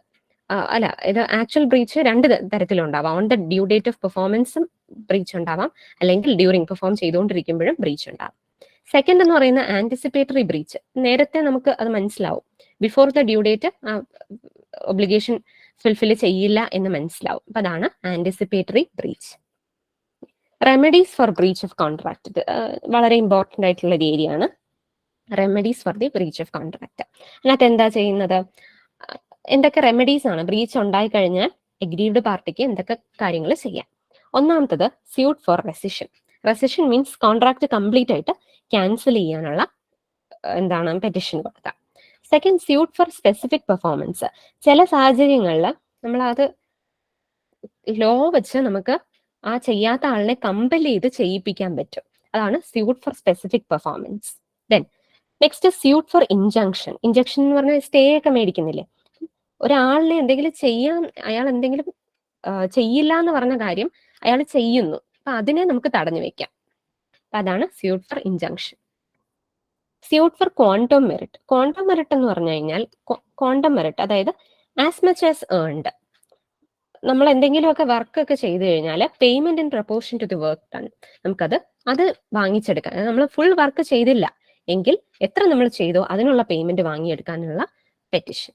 Then last is suit for damages. Damage means monetary compensation. പൈസയായിട്ട് നമ്മൾ പൈസയ്ക്ക് വേണ്ടി എന്ത് ചെയ്യുന്നു, പെറ്റിഷൻ കൊടുക്കുന്നു. അപ്പൊ അതാണ് സ്യൂട്ട് ഫോർ ഡാമേജസ്. എത്രയാണ് important types, important remedies for the breach of contract. Kinds of damages ഉണ്ട്, ഇതിന് മുന്നേ ചോദിച്ചിട്ടുണ്ടെന്ന് തോന്നുന്നു. General or ordinary damages payable for the loss arising naturally and directly as a result of breach of contract. അതായത് നമ്മൾ contract ഇപ്പം A ബിക്ക് എന്തെങ്കിലും 10,000 റുപ്പീസ് കൊടുക്കാനുണ്ട്, എന്ത് ചെയ്യുന്നില്ല, കൊടുക്കുന്നില്ല. അങ്ങനെയാണെങ്കിൽ 10,000 റുപ്പീസ് ആണ് അവിടെ നാച്ചുറൽ ഡയറക്റ്റ് ആയിട്ട് വരുന്ന ലോസ്. അതാണ് ജനറൽ ഓർ ഓർഡിനറി ഡാമേജ്. അതിനുവേണ്ടി കേസ് കൊടുക്കാം. ഇനി second is special damages. Special damage എന്ന് പറയുമ്പോഴത്തേക്കും നമുക്ക് ചില സാഹചര്യങ്ങളിൽ ഒരു എക്സ്ട്രാ ഓർഡിനറി സർക്കംസ്റ്റൻസസിലായിരിക്കും ഇത് കിട്ടുന്നത്. ഇപ്പം നമുക്ക് എന്തെങ്കിലും ഒരു കാര്യം അയാൾ ചെയ്തിരുന്നെങ്കിൽ നമുക്ക് ലാർജ് പ്രോഫിറ്റ് കിട്ടിയേനെ, പക്ഷെ അയാൾ ചെയ്യാതെ പോയി. നമ്മുടെ ശരിക്കുള്ള പ്രോഫിറ്റ് നഷ്ടം കുറവായിരിക്കും, ബട്ട് അവിടെ ഒരു ഓപ്പർച്യൂണിറ്റി ലോസ് ഉണ്ട് അല്ലേ.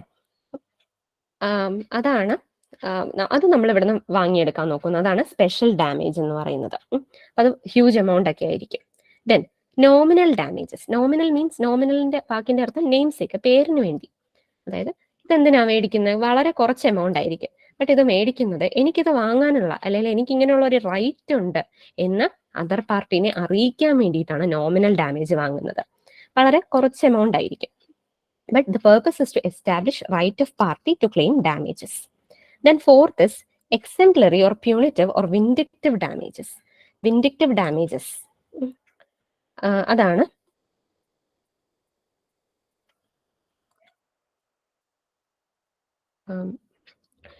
Vindictive damages.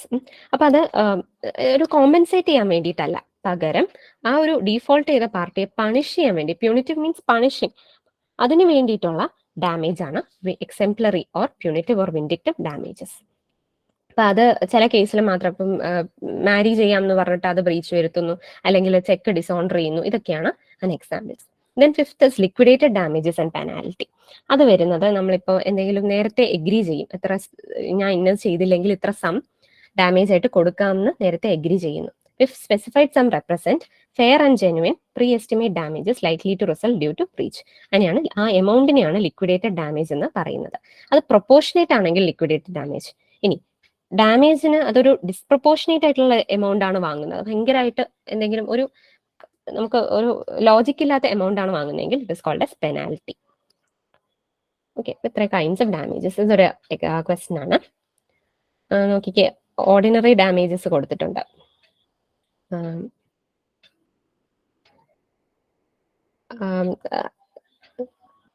ഓർഡിനറി ഡാമേജസിന് ഞാൻ ആൻസർ കാണിക്കാം. ഓർഡിനറി ഡാമേജിന് ഏറ്റവും ഓപ്ഷൻ എ ആണ് കറക്റ്റ് ആൻസർ. ഏറ്റവും സ്യൂട്ടബിൾ ആയിട്ട് അതിനകത്ത് വരുന്നത് arise in ordinary course of events from breach of contract ആണ്. ബി എന്ന് പറയുന്നത് സ്പെഷ്യൽ ഡാമേജ്. അതിന് സ്യൂട്ടബിൾ ആയിട്ട് വരുന്നത് the constitute indirect loss suffered by aggrieved party, indirect loss. Then C is exemplary damage. അത് ക്വൈറ്റ് ഹെവി ഇൻ എമൗണ്ട് ആയിരിക്കും, awarded by way of punishment. D എന്ന് പറയുന്നത് നോമിനൽ ഡാമേജ്. അതിന് ഓപ്ഷൻ 1 ആണ്, never granted by way of compensation. Next special contracts ആണ്. Main ആയിട്ടുള്ള special contracts എന്ന് പറയുന്നത് കോൺട്രാക്ട് ഓഫ് ഇൻഡെമിനിറ്റി ആണ്. Indemnity means one party promises to save the other from loss. അതായത് എന്തെങ്കിലും പ്രോമിസർ കൊണ്ടോ അല്ലെങ്കിൽ വേറെ ആരെങ്കിലും കൊണ്ടോ എന്തെങ്കിലും നഷ്ടം ഉണ്ടായി കഴിഞ്ഞാൽ ഞാൻ അത് വീട്ടിക്കൊള്ളാം എന്ന് ഇൻഡെമിനിഫയർ പറയും. ആരോട് പറയും? ഇൻഡെമിനിഫൈഡിനോട് പറയും. അതാണ് കോൺട്രാക്ട് ഓഫ് ഇൻഡെമിനിറ്റി. പിന്നെ വരുന്നത് കോൺട്രാക്ട് ഓഫ് ഗ്യാരണ്ടി ആണ്. അതിനകത്ത് പറയുന്നത് ഒരു 3 ആൾക്കാരുണ്ട്, ഷുവർട്ടി, പ്രിൻസിപ്പൽ, ഡെറ്റർ, ക്രെഡിറ്റർ. അപ്പൊ അതിനകത്ത് എന്താ ചെയ്യുന്നത്? ഷുവർട്ടി, അതായത് പ്രിൻസിപ്പൽ, ഡെറ്റർ, ക്രെഡിറ്ററിന് പൈസ കൊടുക്കാനുണ്ട്.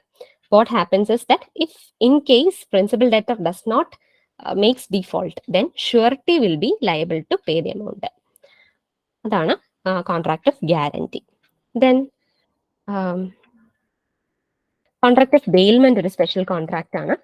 Delivery of goods by one person to another for some purpose. ബെയിലറും ബെയിലിയും ആണ് അവിടെ ഉണ്ടാവുന്നത്. അപ്പം ഗുഡ്സ് ആണ് ഡെലിവറി ചെയ്യുന്നത്. എന്തിനു വേണ്ടിയിട്ടാണ് ഡെലിവറി ചെയ്യുന്നത്? For some purpose. For some purpose എന്നുള്ളതാണ് ഇവിടുത്തെ ഏറ്റവും ഇമ്പോർട്ടൻ്റ് ആയിട്ടുള്ള കാര്യം. ബെയിൽമെന്റ് നടത്തുന്നത് എന്തോ ഒരു പർപ്പസിന് വേണ്ടിയിട്ടാണ്. എന്താ കൊടുക്കുന്നത്? പൊസഷൻ, ഡെലിവറി ഓഫ് പൊസഷൻ ആണ് കൊടുക്കുന്നത്. ഗുഡ്സ് ആണ് കൊടുക്കുന്നത് ഒരു സ്പെസിഫിക് പർപ്പസിന് വേണ്ടിയായിരിക്കും. പർപ്പസ് കഴിഞ്ഞിട്ട് എന്ത് ചെയ്യണം? തിരിച്ച് upon a condition to return the goods, തിരിച്ച് കൊടുക്കണം. കൈൻഡ്സ് ഓഫ് ബെയിൽമെന്റ് ഉണ്ട്. ദെൻ ടെർമിനേഷൻ ഓഫ് ബെയിൽമെന്റ് എങ്ങനെയൊക്കെയാണ് എന്നുള്ളത്. Then another type of contract is contract of pledge or pawn. അതിനകത്ത് ചെയ്യുന്നതെന്ന് പറഞ്ഞാൽ ഇത് ശരിക്കും ബെയിൽമെന്റ് ആണ്, ഡെലിവറി ഓഫ് ഗുഡ്സ് ആണ്, with a condition to return ആണ്. പക്ഷേ നമ്മൾ വെറുതെ അല്ല, ഒരു പർപ്പസിനല്ല കൊടുക്കുന്നത്, ഒരു സ്പെസിഫിക് പർപ്പസ് ഉണ്ട് ഇവിടെ. എന്താ അത്? As security for payment of A debt. ഒരു ഡെറ്റിന് സെക്യൂരിറ്റി ആയിട്ട് കൊടുക്കുന്നതാണ്. ഓക്കെ, അപ്പം അവിടെ പ്ലെഡ്ജിനെ പോണെന്നും വിളിക്കും. അപ്പൊ പോണർ ഓർ പ്ലെഡ്ജറും പോണി ഓർ പ്ലെഡ്ജി ആണ് ഇവിടുത്തെ പാർട്ടീസ്. കാര്യം കഴിഞ്ഞ് എന്താണ്? Delivery upon a condition to return the goods. Then contract of agency. അത് ഇപ്പം 3 ആൾക്കാരുണ്ടെന്ന് വിചാരിക്കുക, 1, 2, 3. 1 2നെ അപ്പോയിന്റ് ചെയ്യും. എന്തിനു വേണ്ടിയിട്ട്? 1ഉം 3യും, അല്ലെങ്കിൽ 1ഉം 4ഉം, അല്ലെങ്കിൽ 1ഉം 3യും 4ഉം. അപ്പൊ ഇങ്ങനെ തേർഡ് പേഴ്സൺസുമായിട്ട് ലീഗൽ റിലേഷൻഷിപ്പിൽ എൻ്റർ ചെയ്യാൻ വേണ്ടി നമ്മൾ എന്ത് ചെയ്യും? ഒരു സെക്കൻഡ് പേഴ്സൺ, ഒരു അനദർ പേഴ്സണിനെ അപ്പോയിന്റ് ചെയ്യും. That is called agency. അപ്പൊ അവിടെ ഏജന്റും പ്രിൻസിപ്പളും ആണ് 2 പാർട്ടീസ് എന്ന് പറയുന്നത്.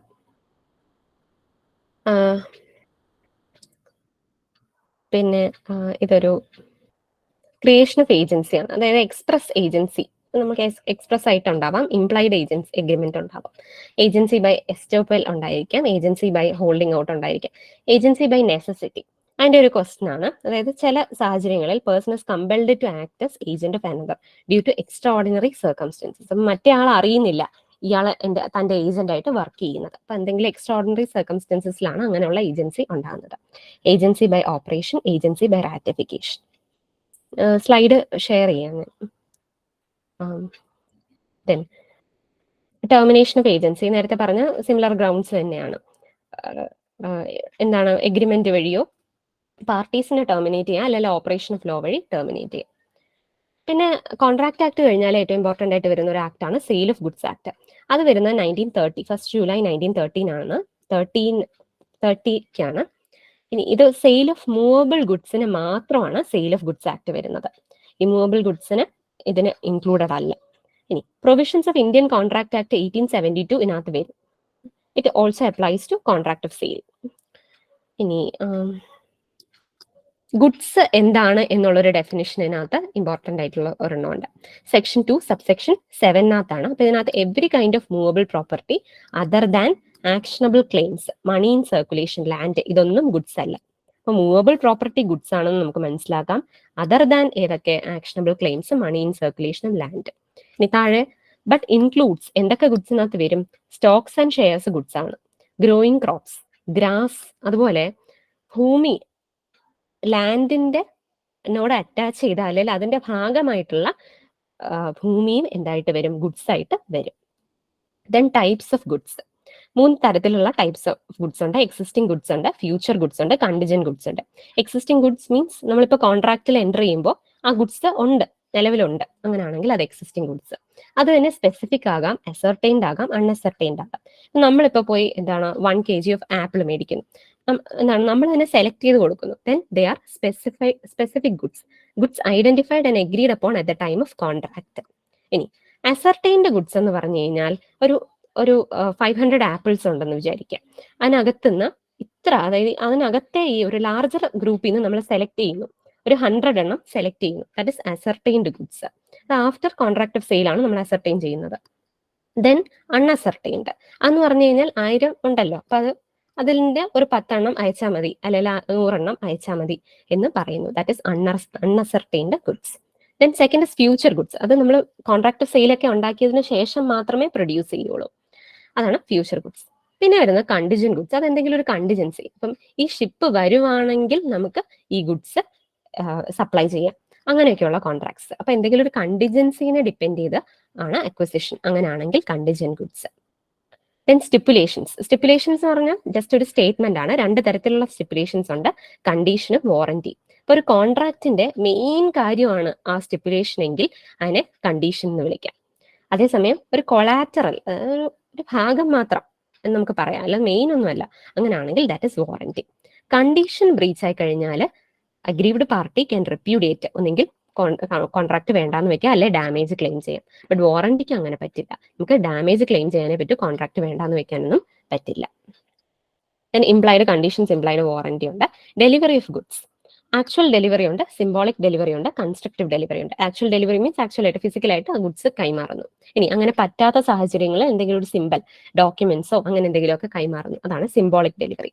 ദെൻ കൺസ്ട്രക്റ്റീവ് ഡെലിവറി, അപ്പം പുതിയൊരു ബയ്യറിന് വേണ്ടി വെയർ ഹൗസ് മാനേജർ പറയുന്നു, ഞാൻ പഴയ ബയ്യറിന് വേണ്ടി, പഴയ ആളിന് വേണ്ടി ഞാൻ ഇത്രയും നാള് ഹോൾഡ് ചെയ്തു, but now I M holding for the buyer എന്ന് പറയുന്നു. ദെൻ ദാറ്റ് ഇസ് നമ്മൾ ആ ഗുഡ്സ് എടുക്കുന്നില്ല എവിടെയും പോയി, ബട്ട് ഇറ്റ് ഇസ് എന്താണ്, നമ്മൾ അത് ട്രാൻസ്ഫർ ആകുന്നു. അതാണ് കൺസ്ട്രക്റ്റീവ് ഡെലിവറി. 3 ടൈപ്സ് ഉണ്ട്. ദെൻ മൂന്നാമത്തെ ആക്ട് ആണ് നെഗോഷ്യബിൾ ഇൻസ്ട്രുമെന്റ്സ് ആക്ട് 1881. ഇത് നിലവിൽ വരുന്നത് 1 മാർച്ച് 1881 ആക്ട് അനുസരിച്ച് ആക്ടിന്റെ സെക്ഷൻ 13 അനുസരിച്ച് 3 ഇൻസ്ട്രുമെന്റ്സ് ആണ് നെഗോഷ്യബിൾ ഇൻസ്ട്രുമെന്റ്സ്. എന്തൊക്കെയാണ്? Promissory note, bill of exchange, check. ഇത് 3 നെഗോഷ്യബിൾ ഇൻസ്ട്രുമെന്റ്സ് എന്ന് പറയുന്നത്. ഫസ്റ്റ് പ്രോമിസറി നോട്ട്, അത് സെക്ഷൻ 4 പറയുന്നത്. പ്രോമിസറി നോട്ട് എന്ന് പറയുന്നത് ഇൻസ്ട്രുമെന്റ് ഇൻ റൈറ്റിംഗ്. അതിനകത്ത് എന്താ? Containing an unconditional undertaking, condition ഇല്ലാത്ത ഒരു അണ്ടർടേക്കിംഗ് ആണ്. അണ്ടർടേക്കിംഗ് മീൻസ് ഒരു പ്രോമിസ് ആണ്. സൈൻഡ് ബൈ ദ മേക്കർ ആണ് സൈൻ ചെയ്യുന്നത്, പ്രോമിസ് എഴുതുന്ന ആള്. To pay a certain sum of money, ഞാൻ ഇന്ന ആളിന് മണി, ഒരു certain sum of money pay ചെയ്തോളാം എന്ന് മേക്കർ എഴുതി ഒപ്പിടുന്നു. To or to the order of a certain person or to the bearer of the instrument. അപ്പൊ എന്തൊക്കെ കാര്യങ്ങൾ മനസ്സിലായി? ഇവിടെ പാർട്ടീസ് ആരൊക്കെയുണ്ട്? മേക്കർ അല്ലെങ്കിൽ പ്രോമിസർ, ഞാൻ ഇത്ര തന്നോളാം എന്ന് പ്രോമിസ് ചെയ്യുന്ന ഒരാളുണ്ട്, പേയി ഉണ്ട്, ഇൻ റൈറ്റിംഗ് ആയിരിക്കും, ഇൻസ്ട്രുമെന്റ് ഇൻ റൈറ്റിംഗ് എന്ന് പ്രത്യേകം പറയുന്നുണ്ട്. അതുപോലെ ഇതൊരു എക്സ്പ്രസ് പ്രോമിസ് ആണ്. ഇവിടെ ഇമ്പോർട്ടന്റ് വേർഡ്സ് എന്ന് പറയുന്നത് എക്സ്പ്രസ് പ്രോമിസ് ആണ്. അതുപോലെ എന്തിനാ? To pay certain sum, of money only, പൈസ മാത്രമേ നമുക്ക് ഇതിനകത്ത് പേ ചെയ്യാം എന്ന് എഗ്രി ചെയ്യാവൂ. Then it is a definite and unconditional promise ആണ്, അൺകണ്ടീഷണൽ ആണ്. സൈൻഡ് ബൈ മേക്കർ ആയിരിക്കും, സ്റ്റാമ്പ്ഡ് ആയിരിക്കും. ഇതാണ് promissory note. Next bill of exchange section 5 അനുസരിച്ചാണ്. ഇത് മറ്റേതുപോലെ തന്നെയാണ്, but it is an unconditional order. Instrument in writing ആണ്, അൺകണ്ടീഷണൽ ഓർഡർ ആണ്. It will be signed by maker directing A certain person. ഒരാളിന്റെ അടുത്ത് ഓർഡർ പറയാണ്, ദറ്റ് സർട്ടൻ പേഴ്സന്റെ അടുത്ത് പറയാണ് to pay a certain sum of money only. Okay, അപ്പൊ ഇവിടെ പാർട്ടീസ് എന്ന് പറയുന്നത് there are 3 parties, drawer, drawee, payee. Then it will be in writing, express order ആയിരിക്കും to pay certain sum of money. Unconditional order, unconditional order ആയിരിക്കും. It will be signed by the drawer, drawer sign ചെയ്യുന്നതായിരിക്കും. Time fixed for payment എന്ന് പറയുന്നത് mentioned in the bill. നമ്മൾ ഒരു time fix ചെയ്തിരിക്കുക, ബില്ലിൽ പറയാം, ആ ടൈമിനെ നമ്മൾ ടെന്യൂർ ഓഫ് ദ ബിൽ എന്ന് പറയും. അതുപോലെ date on which bill becomes payable, that is called due date. ഇനി ഈ ഡ്യൂ ഡേറ്റ് കഴിഞ്ഞ് ഒരു അഡീഷണൽ 3 days കൂടെ കൊടുക്കും അല്ലേ. അപ്പം additional 3 days given over and above the due date for making payment, these are called grace days. Then check. Check പറയുന്നത് section 6 of negotiable instruments അമെൻമെന്റ് ആക്ട് 2002 ചെക്ക് വരുന്നത്. അപ്പം ചെക്ക് എന്ന് പറയുന്ന ഒരു ബിൽ ഓഫ് എക്സ്ചേഞ്ച് തന്നെയാണ്, ബട്ട് അവിടെ drawee ആരായിരിക്കും? എപ്പോഴും ഡ്രോയി ബാങ്ക് ആയിരിക്കും. അപ്പൊ bill of exchange drawn on a specified banker ആയിരിക്കും. And not expressed to be payable otherwise than on demand, and it includes electronic image of a truncated check in electronic form. അതിന്റെ definition ആണ്. അപ്പം parties ആരൊക്കെയാണ്? Drawer, drawee or ബാങ്കും കാണും, payee കാണും. ദെൻ ഇതും ഇൻ റൈറ്റിംഗ് ആണ്, അൺകണ്ടീഷണൽ ഓർഡർ ആണ്. ബിൽ ഓഫ് എക്സ്ചേഞ്ച് ആണല്ലേ, അപ്പൊ അൺകണ്ടീഷണൽ ഓർഡർ ആണ് to pay a certain sum of money only. ഇനി ഇത് എപ്പോഴും ഡ്രോൺ ഓൺ എ ബാങ്ക് ആയിരിക്കും. സൈൻഡ് ബൈ ഡ്രോയർ, കസ്റ്റമർ ആയിരിക്കും അല്ലെ ഡ്രോയർ, ചെക്ക് എഴുതുന്ന ആള്. ദെൻ പേയബിൾ ഓൺ ഡിമാൻഡ് ആയിരിക്കും. ഡ്രോയിങ് ഓഫ് ചെക്ക് എന്തൊക്കെ കാര്യങ്ങൾ നോക്കണം, ഞാനത് ഇവിടെ ഒരു 3 ടേംസ് ഉണ്ട്. ഡേറ്റിംഗ് ഓഫ് ചെക്ക്, ഡേറ്റ് ഇടും അല്ലേ ചെക്കില്. ഡേറ്റിംഗ് അനുസരിച്ച് 3 രീതിയിൽ ചെക്സ് ഉണ്ട്. ആന്റി ഡേറ്റഡ് ചെക്ക് ഉണ്ട്, അതായത് ഇഷ്യൂ ഡേറ്റ് ഇന്നിപ്പോ June 4 ആണ്. അപ്പം ഇഷ്യൂ ഡേറ്റ് ഇതിന് മുന്നേ ഉള്ള ഒരു ഡേറ്റ് ആണെങ്കിൽ ദാറ്റ് ഇസ് കോൾഡ്, ഇപ്പോൾ ഒരു June 1 ഒക്കെ ആണെങ്കിൽ ആന്റി ഡേറ്റഡ് ചെക്ക് ആണ്. അപ്പം then post dated cheque. Ante dated ചെക്കിന്റെ പ്രത്യേകത എന്ന് പറയുന്നത് 3 മാസമാണ് ചെക്കിന്റെ വാലിഡിറ്റി അല്ലെ. അപ്പൊ അത് കഴിഞ്ഞ് അതിനേക്കാൾ ഒരു പഴയ ഡേറ്റ് ആണെങ്കിൽ അത് വാലിഡ് ആയിരിക്കില്ല. ദെൻ പോസ്റ്റ് ഡേറ്റഡ് ചെക്ക് എന്ന് പറഞ്ഞു കഴിഞ്ഞാൽ ഇന്ന് June 4 ആണ്, ഇതിന് ശേഷം ഒരു ഡേറ്റ് ആണ്, ഇപ്പൊ June 10 ആണെന്ന് വിചാരിക്കും.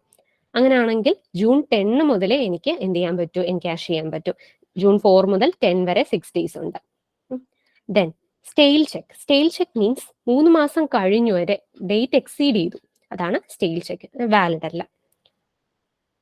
ദെൻ ക്രോസിംഗ് ഓഫ് ചെക്സ്, അതായത് നമ്മളൊരു ക്രോസിംഗ് എന്ന് പറയുന്ന ഒന്നുമില്ല, നമ്മളൊരു 2 ട്രാൻസ്വേഴ്സ് ലൈൻ ചെക്കിന്റെ ഇതിൽ വരയ്ക്കുന്നു. അപ്പോൾ ഈതർ ആൻഡ് കമ്പനി എന്ന് എഴുതാം, അല്ലെങ്കിൽ കളക്ടിംഗ് ബാങ്കറുടെ പേര് എഴുതാം. അതനുസരിച്ച് ജനറൽ ക്രോസിംഗും സ്പെഷ്യൽ ക്രോസിംഗും ഉണ്ട്. ക്രോസിംഗ് എന്തിനാ ചെയ്യുന്നതെന്ന് പറഞ്ഞു കഴിഞ്ഞാൽ, second point, instruction to the paying banker to pay the amount of the cheque. നമ്മൾ ആ എമൗണ്ട് ഒരു അക്കൗണ്ട് വഴി മാത്രമേ ആ പൈസ കൊടുക്കാവൂ, അല്ലാതെ not directly to person presenting it at the counter of the paying banker.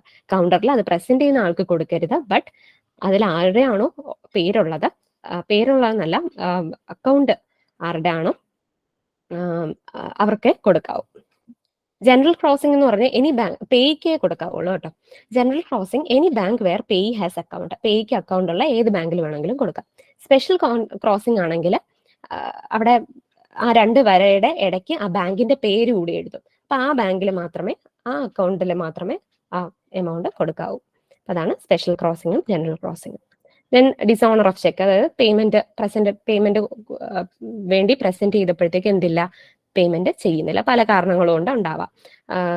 After death of drawer present ചെയ്യുന്നതുകൊണ്ട് ഉണ്ടാവാം, സ്റ്റെയിൽ ചെക്ക് ആയതുകൊണ്ട് ഉണ്ടാവാം, forged signature, insufficiency of fund ഒക്കെ. ദെൻ ദ ലാസ്റ്റ് ആക്ട് എന്ന് പറയുന്നത് കമ്പനീസ് ആക്ട് 2013 ആണ്. അപ്പം it is proceeded by the companies act 1956. Provisions of this act, നമുക്ക് any companies incorporated under this act അല്ലെങ്കിൽ പ്രീവിയസ് കമ്പനി ലോ അനുസരിച്ച്, അതുപോലെ insurance കമ്പനീസിന്, electricity generation ഒരു സപ്ലൈയിൽ എൻഗേജ് ചെയ്തിരിക്കുന്ന കമ്പനി, അങ്ങനെയുള്ള കമ്പനീസിനാണ് എന്ത് ചെയ്യുന്നത്, ഇത് അപ്ലൈ ആവുന്നത്. പ്രീവിയസ് ആക്ട് എന്ന് പറയുന്നത് companies act 1956. Then company, it is defined under section 2 subsection 20. അതിനകത്ത് എന്താ പറയുന്നത്? Company means A company incorporated under this act. ഈ ഒരു നിയമപ്രകാരം വന്നത്, അല്ലെങ്കിൽ under any previous company law. അപ്പം എന്തൊക്കെയാണ് കമ്പനിയുടെ ഫീച്ചേഴ്സ്? സെപ്പറേറ്റ് ലീഗൽ എൻറ്റിറ്റി ആയിരിക്കും, പെർപ്പച്വൽ സക്സഷൻ, ലിമിറ്റഡ് ലയബിലിറ്റി ആയിരിക്കും, ആർട്ടിഫിഷ്യൽ ജൂറിഡിക്കൽ പേഴ്സൺ ആയിരിക്കും, കോമൺ സീൽ. ദെൻ ലയബിലിറ്റിന്റെ ബേസിസിൽ കമ്പനീസിനെ പലതായിട്ട് ക്ലാസിഫൈ ചെയ്യാം.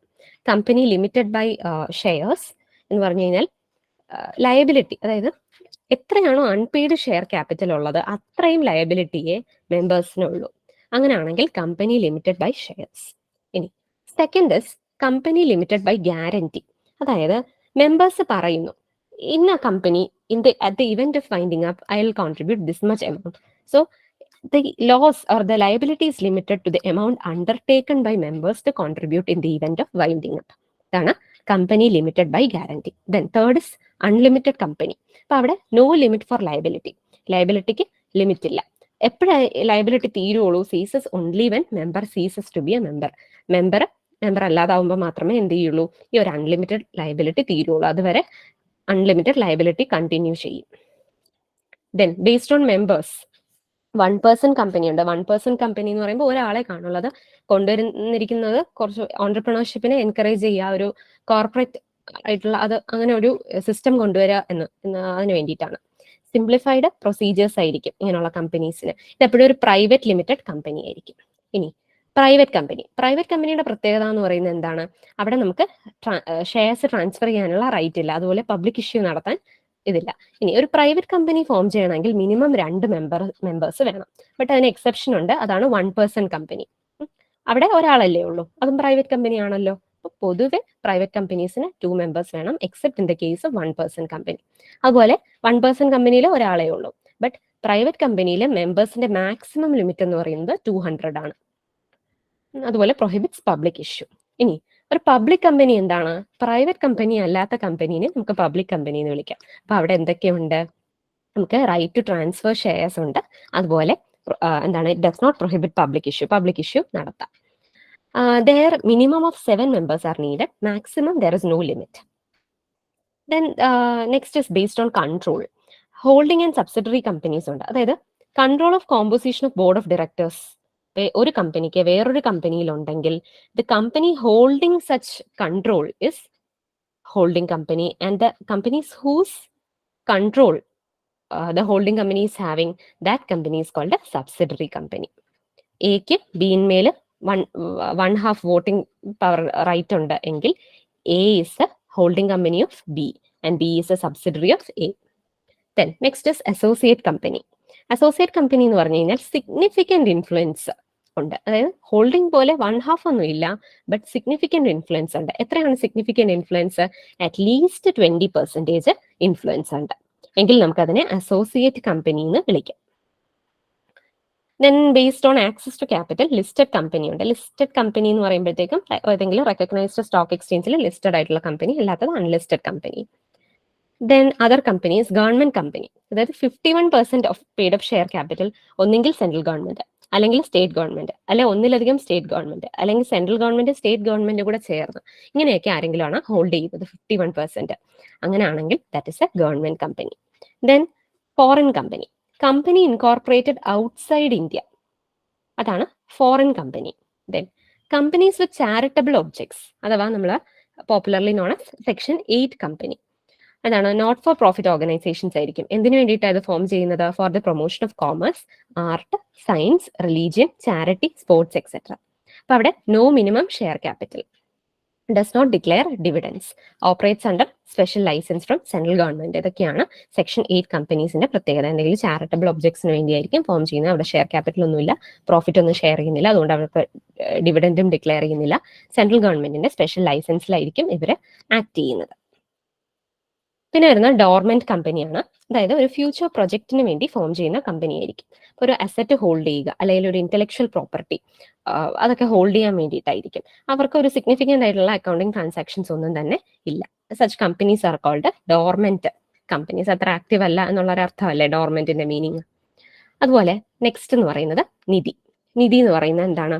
Company which central government may declare to be a Nidhi, അല്ലെങ്കിൽ മ്യൂച്വൽ ബെനിഫിറ്റ് സൊസൈറ്റി. അങ്ങനെയാണ് Nidhi form ചെയ്യുന്നത്. സെൻട്രൽ ഗവൺമെന്റ് ആണ് ഡിക്ലെയർ ചെയ്യുന്നത്. പിന്നെ വരുന്നതാണ് പബ്ലിക് ഫിനാൻഷ്യൽ ഇൻസ്റ്റിറ്റ്യൂഷൻസ്. അത് ചില കമ്പനീസ് പബ്ലിക് ഫിനാൻഷ്യൽ ഇൻസ്റ്റിറ്റ്യൂഷൻസ് ആയിട്ട് എന്ത് ചെയ്യും, സെൻട്രൽ ഗവൺമെന്റ് നോട്ടിഫൈ ചെയ്യും.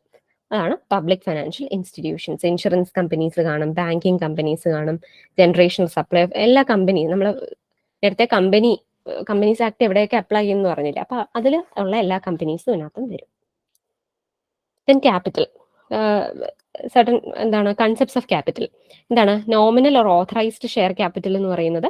ഒരു കമ്പനിയുടെ മെമ്മോറാണ്ടം ഓഫ് അസോസിയേഷൻ അനുസരിച്ച് എത്രയാണ് മാക്സിമം എമൗണ്ട് ഒരു കമ്പനിക്ക് റേസ് ചെയ്യാൻ പറ്റുന്നത്, അതാണ് authorised by memorandum of association.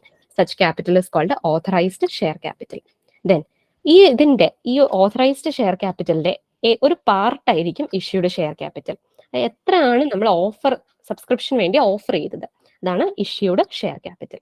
Then subscribed share capital, അതായത് ഈ ഇഷ്യൂഡ് ഷെയർ ക്യാപിറ്റൽ എത്രയാണ് മെമ്പേഴ്സ് സബ്സ്ക്രൈബ് ചെയ്തത്, that is subscribed share capital. And out of this subscribed how much is called for payment from the members. മെമ്പേഴ്സിന്റെ കയ്യിൽ നിന്ന് എത്രയാണ് call വിളിച്ചിട്ടുള്ളത്, അപ്പൊ അതാണ് called up capital. Then total amount credited as paid up share capital, total amount എത്ര company receive ചെയ്തു, that is the paid up capital. ഇത്രയാണ് concepts of capital. Authorised share capital, issued share capital, subscribed share capital, called up capital, paid up capital.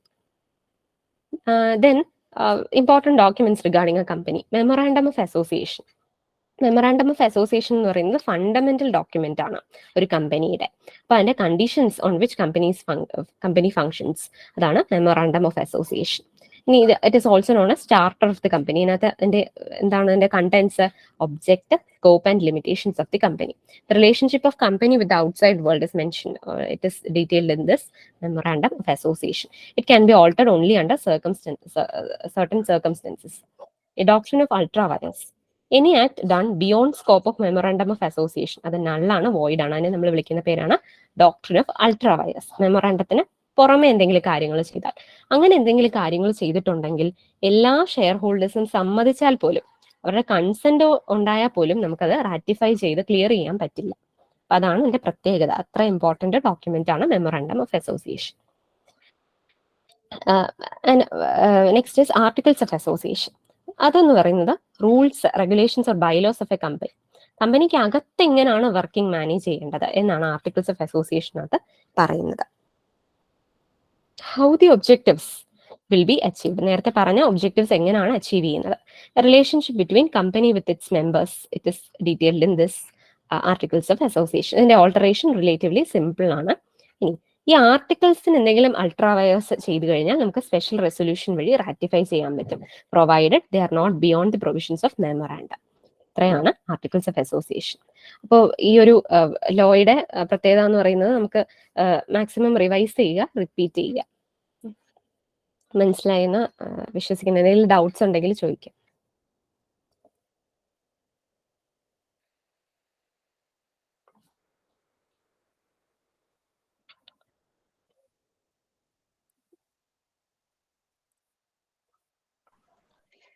Questions എന്തെങ്കിലും ഉണ്ടോ?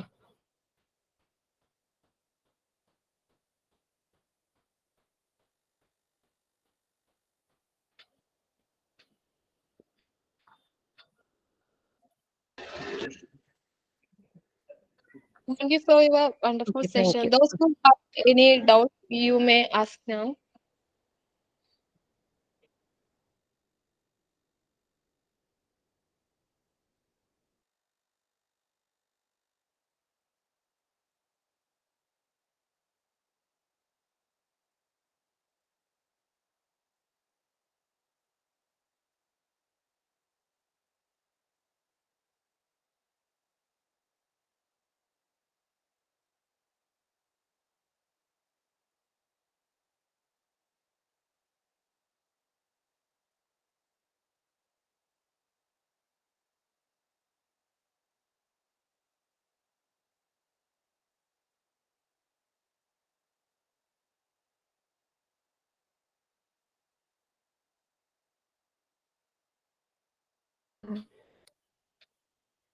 Doubts ഇല്ലെങ്കിൽ thank you commerce club for the opportunity and the department of commerce for the opportunity. for me.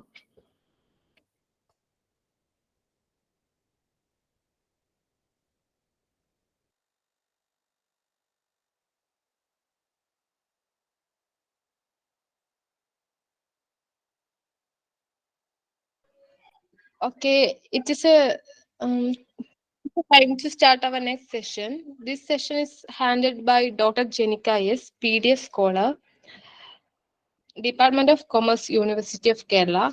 I heartily welcome Dr. Jenica for the class on topic marketing. Over to you, ma'am. Hello.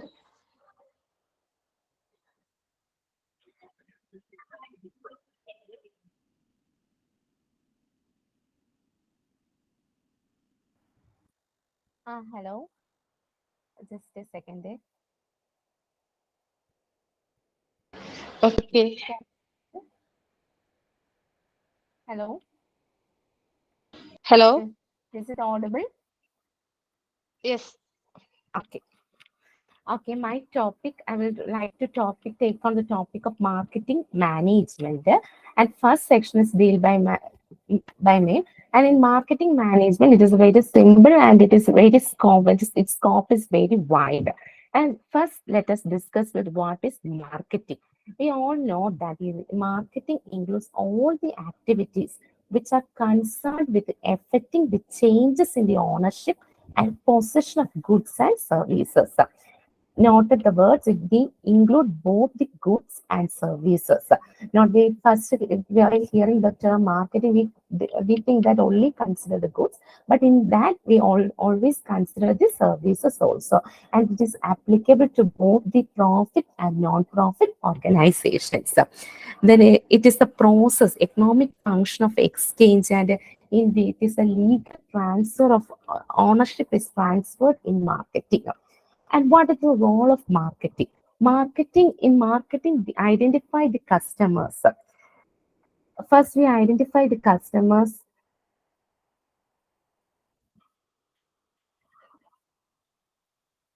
Identify the customer is the first role of marketing. And the next is satisfy the customers and retain the customers. The marketing role end only after the retain the customers, satisfy the customers, we identify, and also the retain the customers we get on the product we have selected. Not only we identify the process ends, end only retaining the customers. Next, we move on the next topic is marketing concepts. These are marketing concepts. First is production concept, product concept, selling concept, marketing concept, and now this holistic marketing concepts. Let us look in detail. First is production concepts. The production concept is focus on efficient production and mass distribution. It gives importance to production. And the basic point we noted that the assumptions under the production concepts, the assumption is that the potential exchange would be realized when the products are widely available and cost is low. That is an important point we noted. The assumptions of production concepts. The potential exchange would be realized when the products are widely available and cost is low. Here we does not consider any other. Believe that the customers preferred available goods, not they wanted goods, they prefer. Under the production concept, the customer prefer available goods.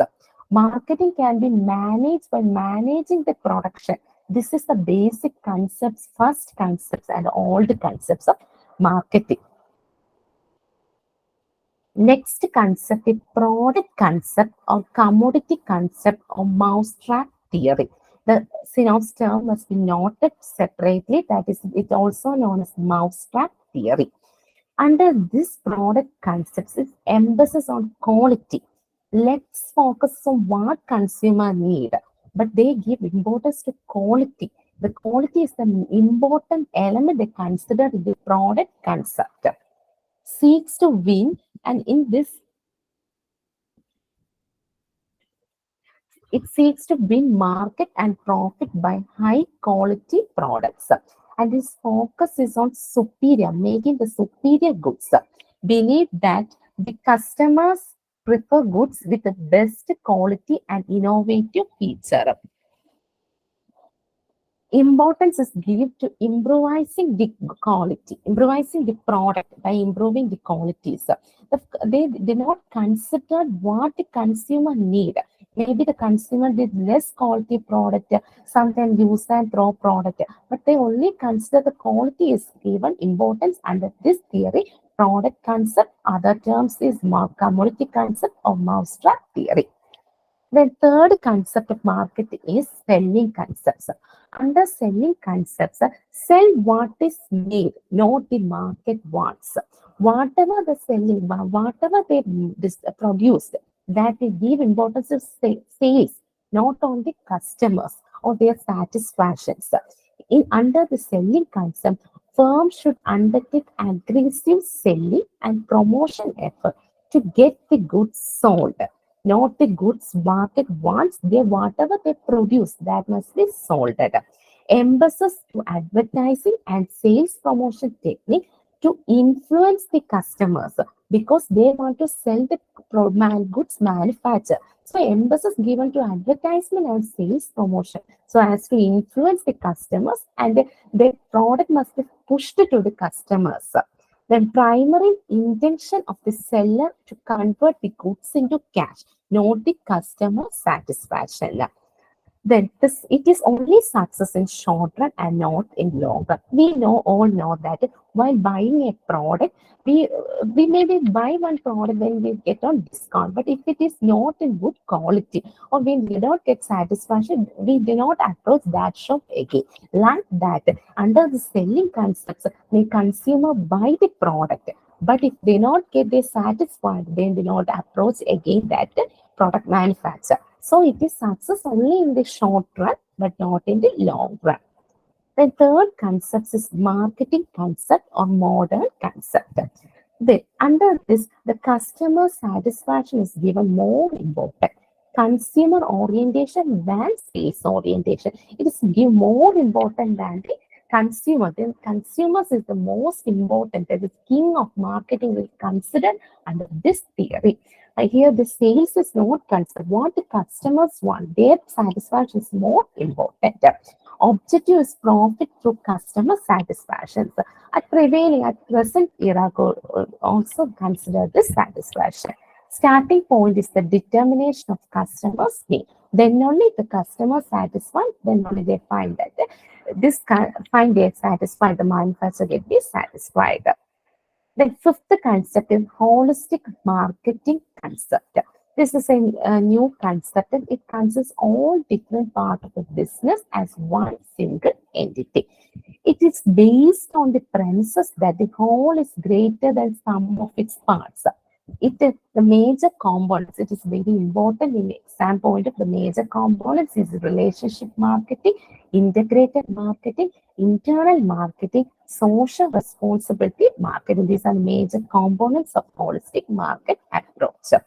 These are the concepts of marketing. Then next we are moving to what are the innovations that is needed in modern marketing. These are the innovations in modern marketing. First is social marketing. Social marketing is the Philip Kotler is the father of social marketing. It gives importance to ecological factor and marketing decisions. And a marketer should become involved in vital issues, provide important public issues. I repeat, it gives importance to the ecological factors and marketing decisions. And Philip Kotler is the father of social marketing. Next is deep marketing. Deep marketing is concerned in finding the ways to reduce the demand for the product, either temporarily or permanently. That is just opposite of marketing concept. Here we reduce the demand for the product. This may due to scarcity in the resources. This happen marketing says scarcity or period of shortage usually adopted this kind of strategies. Reduce the demand for the product, just opposite of marketing concepts. Then next is the remarketing. Remarketing refers to finding or creating new users or users for an existing product. It is already existing product already running in the market and we find out the new users for the product. It is associated with faltering of demand. And faltering means a situation where the demand is less than it was before. And it is it method creating a new type of satisfactions. The next is over marketing. Over marketing means making a great effort to increase the sales, neglecting the quality control, production efficiency, and cash flow market. It does not control the quality or no production efficiency, not at all consider any elements. It only considered the marketing of the elements. Then next is meta marketing. The term meta means it is beyond. That is beyond. Meta marketing is just a beyond attempt to widen the horizons of marketing. That it covers non-business organization like schools, hospitals, religious bodies like so. That is widen the horizons. Already consider marketing area, and it also consider non-profit organizations or non-business organizations included in under this meta marketing. The next is mega marketing. Mega marketing is just it means entering in a blocked country and practicing marketing by using economic, psychological, or political and gain cooperation of several political. That is, the product is already blocked in the country, already blocked, or it is banned, but they enter in that country by using any political party support or psychological relations or cooperation of several parties in that country. That is known as mega marketing. If, for example, in India also, Pepsi is objected by many political parties, but Pepsi offered country in many ways, like helping export to focus on rural development, like so. So the political parties support that Pepsi, and now we all know that it is available in our market. That is known as mega marketing. Then next innovations in modern marketing is mass marketing. Mass marketing is it here the production is made in mass production, mass distribution, and mass promotion of only one product for all buyers. That is term mass in mass itself we can understand. Here the mass production, mass promotion and all we can done. And it is an undifferentiated market where there is no market segmentation is made. There is no separate pricing or no separate classification is made. Only one pricing and one product. It is done in mass, big volume. The next is micro marketing. The term micro marketing itself we can marketing of product of an individual firm. Of them in many firms, but individual firms only considered individual firm marketing. Then the term is micro marketing. Then macro marketing, it is a study of economic exchange process of total economy. That is, it considered total economic system. That our marketing of total economy is considered. Then the term is macro marketing. The next type of marketing is counter or unselling market. Here it is deliberately attempt to destroy the demand for certain product or services. It is known as counter or unselling market. Here deliberately, that is, it deliberately attempt to destroy the demand, not creating, destroying the demand, reducing, not only reducing, destroying the demand for the product. For example, alcohol, drugs. Here the demand is destroying, deliberately destroying, knowing the demand destroyed. That type of marketing is known as counter or unselling marketing. Next is database marketing. Database is just a way for improvising the performance activity. The customer's information is transferred to the market to know the customer's details. It is a way of improvising the performance marketing activities through the effective use of customers' information. The customer's information is given to the marketer or the seller of the product. Then they send products. So we can use also know by purchase on online a product, and we related advertisement be coming so like so. That is database marketing. Then test marketing. Test marketing involves introduction of a new product into one or more test market areas. which are fairly represent as far as possible. Just introducing, testing the product. It is usually done in the new market, new product. Introducing a new product, it just introducing new product into one or two markets just to test their reaction or how the product will be significant. Click on the market. The next is marketing myopia or short sightedness. It is a tendency of a businessman to give unnecessary feature to product and ignoring the basic requirement of the customers. That is, unnecessarily they are giving the features. That is, it is not needed in the product. The main quality is hidden and they give unnecessary details and thereby selling the product. The next is relationship marketing. In this approach, market has to keep in touch with regular customers to identify most loyal of them for providing special service, benefit, etc. The relationship is kept by the relationship kept between the customers for further available for not be here the retail the customer system is maintained. Then organization marketing. It consists of certain activities undertaken to create, maintain, or change the attitude and behavior of people towards an organization. How we can retain the customers of an organization for a business entities. Like so on, the organization marketing is adopted. Creating, maintain or change the attitude and behavior of people towards an organizations, not the product to an organization is considered. Next is person marketing. Activities undertaken to create, maintain, or change attitude or behavior of an organization to a particular people is person marketing. While a particular organization, it is organization marketing, but to a particular person, it is person marketing. It is a create and maintain or change the attitude or behavior of organization towards a particular people or a person. It is known as person marketing.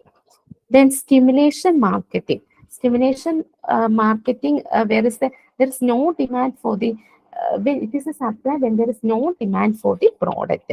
People are not interested in purchasing the product. Here the task is to convert no demand into positive demand, stimulating the demand.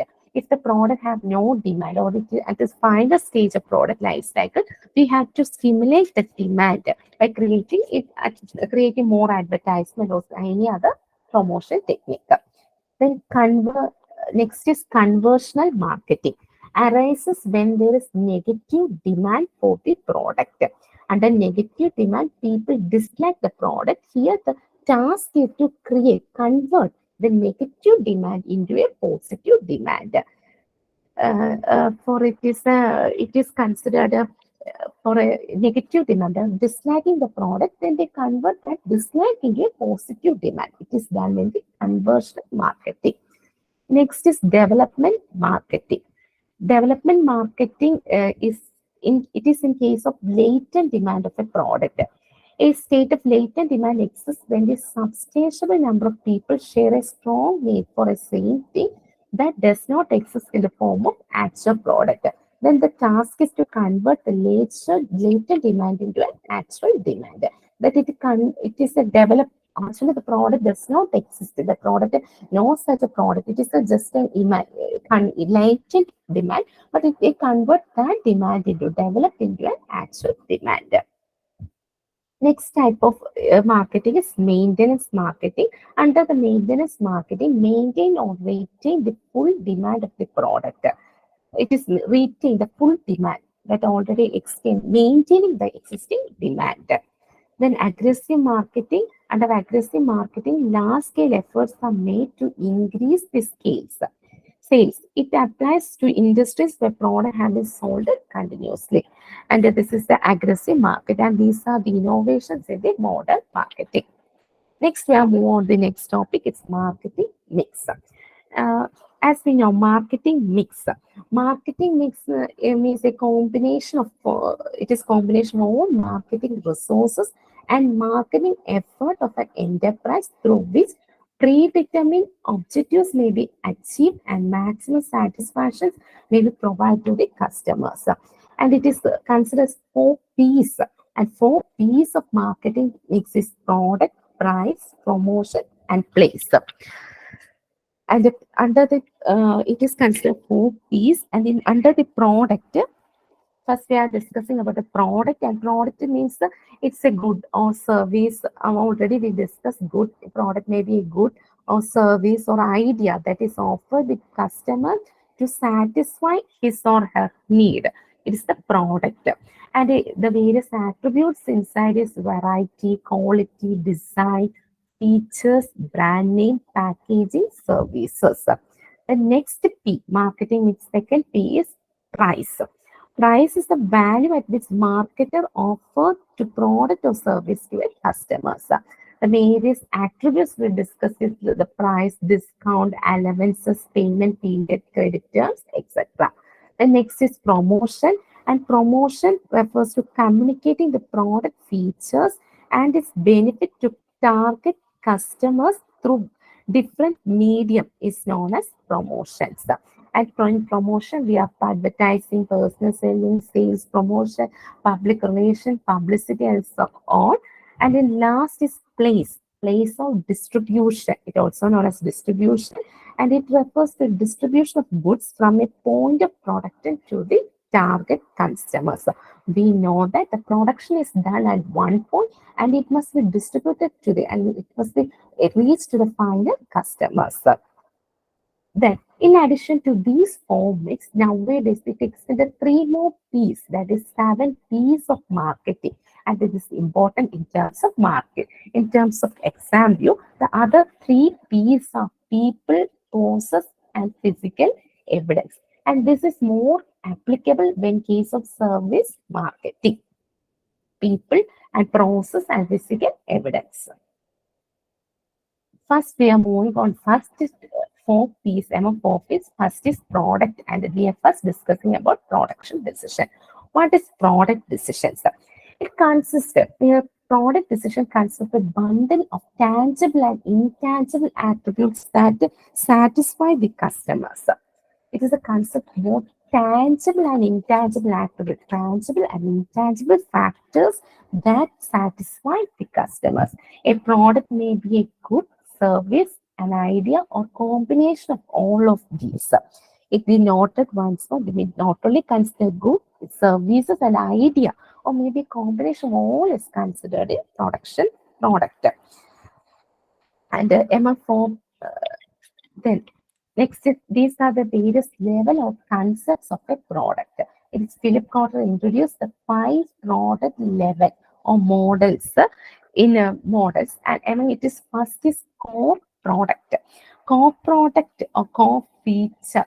Core feature is a basic component of the product. A marketer need to define the core benefit offered by the product to the customers. That is for why the product is produced. It must be described in the core product concepts.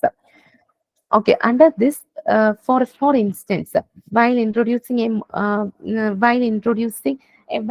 consider the mobile phone, the core or the basic concept is that the core concept is wireless use. For a mobile phone, the wireless use is the core concept, and it is focused on what a product means to the customer, not to the seller. Why the product is meant, what the product is meant to the consumer. Next concept is generic product or generic concept, or otherwise known as basic concept. Under the basic concept or generic concept, focus on what a product means to the customer, not to the seller. The larger, it includes the larger packing in which the core product is available is basic product. That is, it can include it included the base core product also. For instance, for a mobile phone itself, it able to receive and make phone call. It's the generic or basic concepts. Then expected product. Next is expected product or accepted concept refers to benefit consumer expect to get when they purchase a product. What are the expectations of the customers when they purchase a product? Maybe we purchase a mobile phone. In case of mobile phone, lower radiation maybe be expected from by purchasing. Concerning other phone, if one mobile phone is lower radiation, then we prefer that mobile phone. That expectation of the consumer. That is the third concept of product. Then fourth is augmented or extended, otherwise augmented or extended product. It is the additional services or a benefit offered along with the company name, brand, image, etc. Maybe it factors a set of product apart from competition, that is the brand image. Identity. Maybe for in case of a hotel room, they expect an augmented service of cleaning the room like on services they made. In case of mobile phone itself, uh, new games or emails like on provided, it is augmented product. Then fifth is potential product. This refers to the augmentation and transformation that the product may be undergone in the future. That means the future changes that may benefit or services given given given by the businessman near to the customers in future. It is the potential product. Then it likely the upgradation, that is upgradation of the technology, that is the potential product. These are the levels that Philip Cotter introduced: core concept product, generic product, expected product, augmented, and potential product. Then next we move on. Next topic is product line. Product line, it is a group of related products all marketed under a single brand name that is sold by the same company. For instance, Hindustan Liver is a big company. We all know that Hindustan Liver is a big company, and under there is a baby products. There is a there is food products like so on.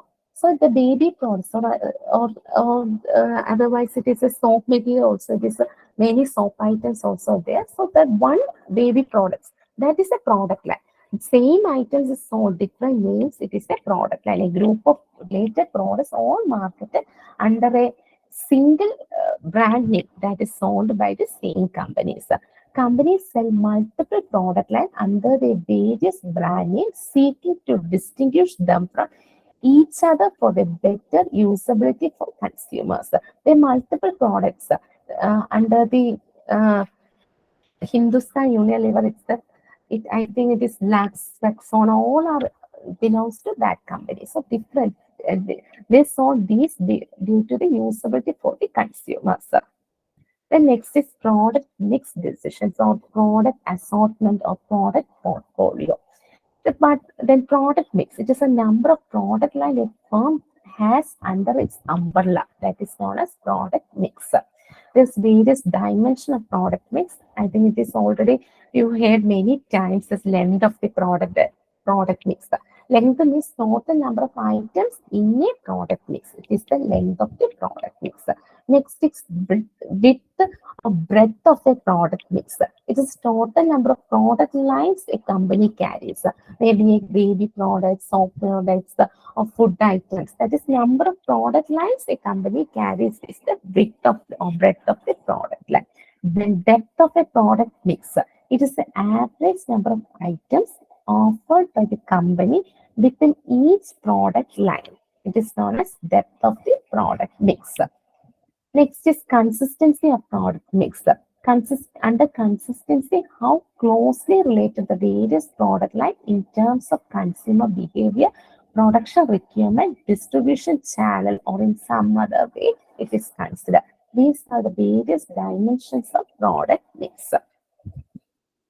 Then this question is asked in previous questions in UGC major, and according to Philip Cotter, through increase the please note, to increase the width of the product mix, or by increasing the width of the product mix, the company hopes to capitalize on its good reputation and skills in the present market. While increase the width of the product, it is stated by the Philip Cotter, while increasing the width of a product mix, the company hopes to capitalize on its good reputation and skills in the present market. And at the same time, while increasing the depth of a product mix, the company hopes to enjoy the patronage of buyers of widely different tastes and needs. Then consistency of while increasing the consistency of product mix, the company hopes to acquire an unparalleled reputation in a particular area of endeavor. Okay, while increased consistency, the company hopes to acquire an unparalleled reputation in a particular area of endeavor or industry.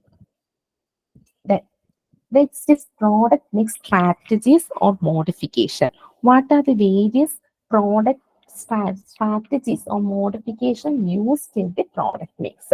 William J. Stanley suggested 6 different stages of product mix. First is expansion of product mix. Expansion of product mix, expanding the existing product line. That is expanding, adding new product into the existing product and maybe a related product or unrelated product. It is known as expansion of product mix. Next is contraction of product mix. Organization contract the product either maybe either by eliminating the entire product line or simply eliminate one product from a product line. Contraction, they're reducing the product. So either eliminating the entire product line, entirely the food items eliminated, or entire or either a one element from one product from the product line. It is known as contraction of product mix. Then next is altering existing product. Altering is what it is a term. It's that when redesigning or adding new features to the existing product can be more lucrative, and packing is an important tool in altering the look and use of the product. It is a changing the design, just redesigning the product. Usually it is done in case of packing or the packet may be changed or more colorful, add new designs like so on. Next is positioning the product. Product positioning is the image projected by the product against the competitor products and other products of the same firm. And how our product is accepted by our customers by comparing to the competitor product. Then the fifth strategy or modification of the product is adopted is trading up and trading down. Trading up means company offer higher price prestige product to the existing product line in an effort to increase the sale of their lower price product and enhance the company image. Trading up means by adding the high price product. Higher price, the high prestigious product is used. While hearing that product, we buy the low price product. That is the strategy they adopted.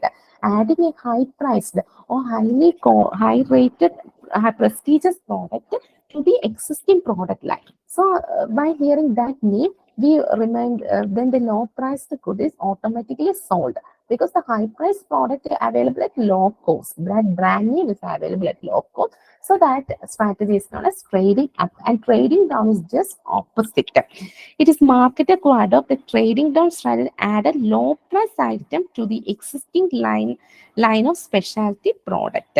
It is a new product to customers who can afford the original. Here the product is already high priced, so we added a low priced product to increase the demand for the low priced product. Because the high price product cannot be afforded by the customers, so they added low priced product. And next is product differentiation and market segmentation. And product differentiation is developing and promoting an awareness of differences between one company products and those of others. This differentiation may be either in quality, design, brand, or packing. They differentiated how they can differentiate it from the other company, maybe in terms of quality or design, brand, or packing. How they may be different by different means. Next is market segmentation. Market segmentation, we know that divided the whole heterogeneous market into a smaller homogeneous market. Homogeneous means it is the same nature, characters of same nature, so that the specific needs of buyer can be easily identified and served. So it is known as market segmentation. These are the 6 strategies that is introduced by William J. Stanley. Then next we are discussing about product life cycle. Product life cycle, there is mainly 4 stages of product life cycle. Here we are discussing how the product life cycle and their marketing implications. The first stage of product life cycle is introduction. Introduction stage. At the introduction stage, the product is new to the market. The consumer's awareness is usually very low. The cost of the product may be here, it is new, and the cost of the product is very high and sales is very low at this stage. At this stage, company charges high price to the customers. No, maybe no sale because it is not known by the product, not known to the customers. So the sales automatically will be we get on will be less. The next stage is growth stage. This is a stage is crucial for the product survival in the market because the reaction of the competitor to the product success will affect the product life expectancy. This stage is characterized by increase in sales, heavy demand for the product, and peaking of profit. Here the sales is increasing, the cost per customers fall, and the profit rises, increasing the number of customers. And here the competitors also increasing. We know while increasing the sales, the competition increases. This is the second stage. The market implications in here the profit is rising or increasing at this stage, and the sales also increasing. The next third stage is maturity stage. It is marked by a steady decline in the profit. Here the steady profit is declining, or there is a steady decline. Not it must decline. There is a small decline. Profit is not high, but there is a steady decline in the profit. The sales tend to grow, stabilize, then start to decline. By looking at the graph itself, you can know that at maturity scan, it is increasing. The sales is increasing, then it may be steady, then also declining, begins to decline. This is the maturity stage. It is a peak sales. Here at this stage, the sales that we will top and the cost per customer is lower. It is the profit is high, mass market, and stable number of competitors. Here the profit, the stability at the maturity peak stage is a peak stage. This is the third stage of product life cycle. And next is fourth stage is declining stage. And the declining stage, the product sales and profit decline. Companies should phase out weak items from their product mix and even though lower the price of the existing product. Under this stage, the company decided to, if the profit is not provided, the company decided to remove the low profit items from the product line or reduce the price of the product. The sales will be reducing, the cost per customer low, and the profit is also falling. Number of competitors also will be falling at this stage. These are the four stages of product life cycle. And from graph, it also know that what are the market implications also can be known. The next first is product decision we discuss, and next we move into the pricing decision. Pricing decision. Price of the product is the number of motor units a person pays. A person pays to obtain 1 unit of product or services. As we know, why we buying a product or services, what much amount we are decided to pay, what monetary units we decide to pay for 1 unit of product or even services. It is known as pricing decisions. And pricing decision is sustain and achieve its objective in the competitive market, and a company should adopt the most effective pricing mechanisms. The various pricing methods, adopt the pricing policies and pricing strategies is there, but the company should adopt the most important pricing policy or most appropriate pricing strategies must be adopted. Then only they can retain in the market. The most complex at maturity stage of life cycle. We discussed at the maturity stage where the peak sales and the pricing decision is very complex at stage of maturity stage of life cycle. Then what are the factors affecting the pricing decision? The factors affecting, they may be internal factors and external factors affect the price of the decisions. While fixing a price of a product, the internal factors and external factors affected. While we discussing on internal factors, top level management, how their behavior of the top level, the decision taking power of the top level management affect the price. Then second is elements of marketing mix. Elements of marketing mix is product price, the product mix, product price, promotions, and distribution all affect the pricing decision. The degree of product differentiation, how the product is differ from other product, other competitor product, it affects the pricing of the product. Then cost of the product. How much amount we have spent for producing one unit of the product affect the price of the product. Then objectives, what is the objectives needed of the product and stages of product life cycle. As we know, at different stages of product life cycle, the price must be changed. At declining stage, we already discussed that we have to reduce the price because the demand is less. So we need to reduce the product. So what stage of a product? So that affects the pricing decision. Then product quality. Already we know that if the quality of the product is very high, highly quality material is used as the input, then the price also changed. Then brand images, how the goodwill or reputation of the company affect the pricing of the decisions. Highly reputed company, highly brand name company charge high cost for their product because they are highly reputed by their good brand. Their special brand itself is enough for the reputation.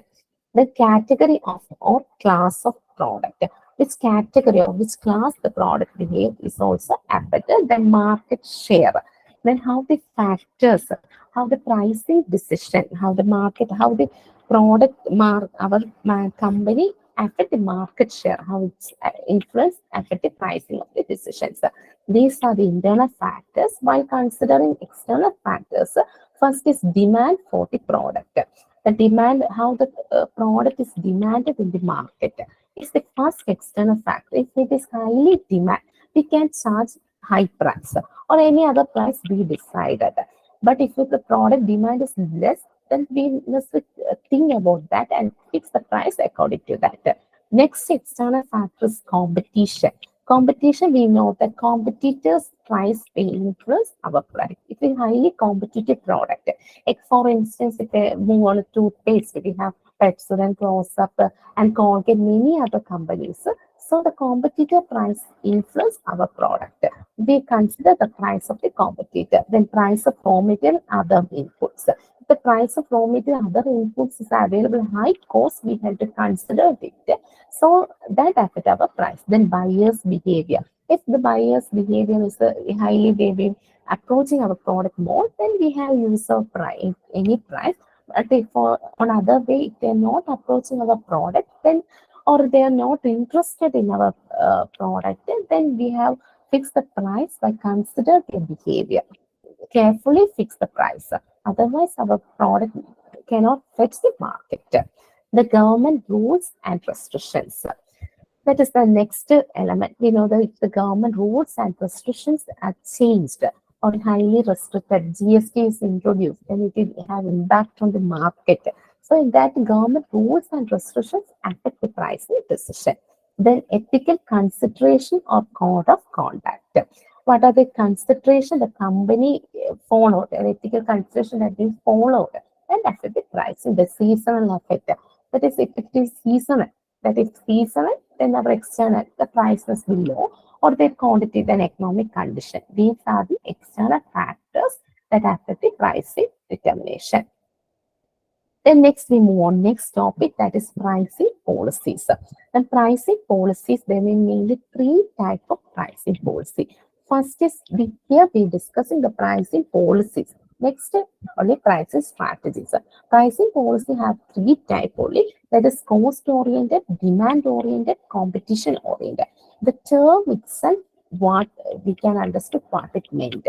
The cost oriented means price covers full cost incurs. It fully ignores the competition and demand. They only consider the cost-oriented pricing policies, consider only the full cost incurred, not the competition, not any demand. The selling price is equal to the cost of production plus expected profit. The next pricing policy is demand-oriented pricing policy. Under demand-oriented pricing policy, firm does not fixed price, but the price is charged according to the market conditions. The best example for it is share market. Share market, the share of a price of a particular company, how it can be fixed? It according to the demand, not on any competition or not on the cost. It is fixed based on the demand. If you highly demand a particular share, the price of that share will be increases. So it is termed does not fix price, but the price is charged according to the market condition. The next type of pricing policy is competition-oriented pricing policies. Under the competition-oriented, it is main aim is meeting the competition. That not consider the cost, not the demand. Only the main aim is meet the competition. If the price above the competitor price, then just it is meant just to impress the buyer that the product are superior than the competitor product. If the price is below the competition, then it is meant that lower production costs or low quality or promote sale. This will be less profit. Sometimes the price will be less than the competitor product. While we are analyzing the same company product, then price may be little change. If the price is less, that it means that their profit also less, and this is due to lower cost of production, of course, or low quality or due to promote sales. Whatever may be, but the profit also their gain is also less. These are the three types of pricing policy. First is cost oriented, demand oriented, competition oriented. Then next we discuss on different pricing strategies. Then pricing strategy, according to the example, they ask how which pricing strategy is used for a luxury goods, like so on asking. So first pricing strategy we are discussing on the price skimming or creaming the price. Uh, I think you already hear many about this price skimming or a price creaming price. It is usually used for promoting a new product or for the new material. Very high prices at the introduction stage to recover the product development cost. The main aim is to recover the product cost. Then next is penetration pricing. Penetration pricing, it is low at very initial stage. Then slowly it increasing. After capturing the market, it increase the price slowly and not suitable in the long run and should only be short-term pricing strategy. This is because when the price is introduced less at the beginning stage, then then it is not, the company cannot withstand at that price because they suffer many loss. So it is not suitable for long run. So the term like said here, it is not suitable for long run and it should only be for a short-term pricing strategy. So for a shorter term, the price is low, then gradually it may increase the price after capturing the market. The next pricing strategy is the competition-oriented pricing strategy. There may be three type pricing: premium pricing, discount pricing, and parity pricing. Premium pricing term itself, it is above mandate pricing, above the competitor price, discount pricing below the competitor price, and parity price is equal to the competitor price. Then next pricing strategy is psychological pricing. Psychological prices fix under this fixed the prices fixed influence the psychic of customer or psychic of the customers.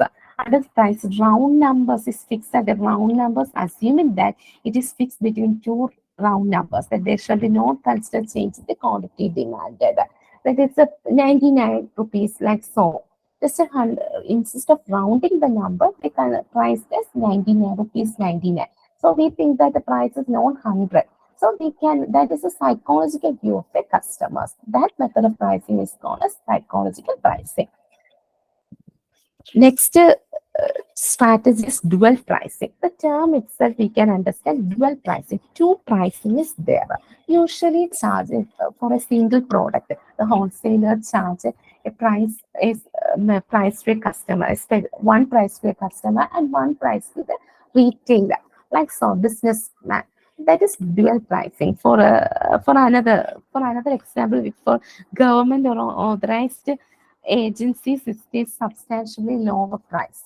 And for customer, it may be higher price. That is dual pricing. Two price for a one good. That is dual pricing.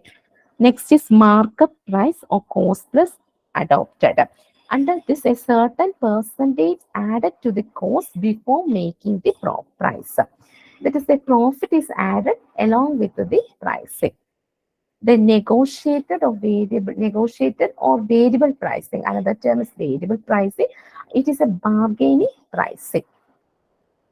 Next is monopoly pricing. Monopoly term itself, we have know that the competition are absent or no substitute is there, so they can fix any price. Seller have free-handed in fixing the price. This is the only strategy, only method. Under this pricing only, they have free-handed in fixing prices. No other, in all other strategies, there is a restriction in fixing the price because there exists a competitor. But in case of monopoly pricing, they have free-handed, they can fix at any price. Then next is seal bid pricing or contract pricing. Seal bid pricing, sealed bid or tender pricing or contract pricing followed in case of a special job works. So maybe the question may be asked which of the pricing method is asked for a job work, specific job work, then it answer will be sealed bid or tender pricing or contract pricing method. The next is oligopolistic pricing. Under the oligopolistic pricing, the competitor, we know that any one firm, there's only 2 or 5 or 6 firms producing the product. One firm fix the price, another firm just follow that price.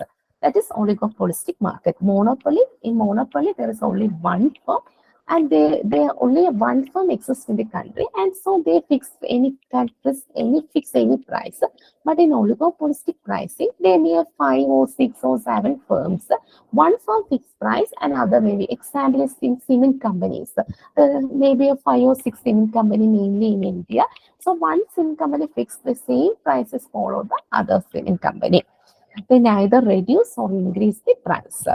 Next is symbolical pricing. Symbolical pricing is artificially high price is fixed to impact the prestige or quality image. This symbolically, this is artificially just to create a high price. Then going rate prices, demand-oriented pricing method. It is preferred using it is perfectly competitive market for homogeneous goods. The preferred going rate prices, demand-oriented pricing, and the present price at which a product are marketed. That is going rate pricing. Next is perceived value pricing. Buyer perception is a key for pricing. Perceived value, how the buyer is perceive our product, that is a key method of pricing. Cost of production is not considered under this method. Next is differentiation pricing. Differentiation pricing, different prices charged for different consumers. That is differentiated pricing. And single price policy is just opposite. That is a single price for all the customers, all those who buy the product. It is known as single price customers. The next is promotion decisions. While moving to promotion decisions, we have it is the promotion. While promotion, as we hear that promotion may be activities of key components of marketing mix. It is one of the P's, and promotion mix, otherwise known as promotion blend, marketing communication mix. That is the important term noted. Marketing communication mix. There are 2 types of blends or mix exist in the promotion decisions. First is push blends and pull blends. Push blends is one which where the manufacturer, the promotion is done from manufacturer to the consumers. And the push blend, that is pushing the manufacturer product to the manufacturer to the consumers. And at the pull blend, the consumers to the manufacturers. The flow of promotion from consumers to the manufacturers. Consumer, retailer, wholesalers, and manufacturers is done in the full blends. Okay. The next is goals of what is the important goals of promotion? Informative goal. The promotion is done for getting information or persuasive promotion or reminder promotion or buying behavior modifications. By a behavior modification. various methods of promotion there. First is the sales promotion, advertising, direct marketing, public relations, sponsorship. From it, we are discussing detail. First is advertising. Advertising provides information about product, place of availability, price, etc. We all hear advertising in various media. The advertising is provided nowadays in mobile phone, online, whatever we have visiting any videos in YouTube, all are advertising providing online advertising. While we are discussing advertising, we must remember the 5 M's in advertising. While advertising a product, they consider 5 M's. First is mission, money, message, media, and mission.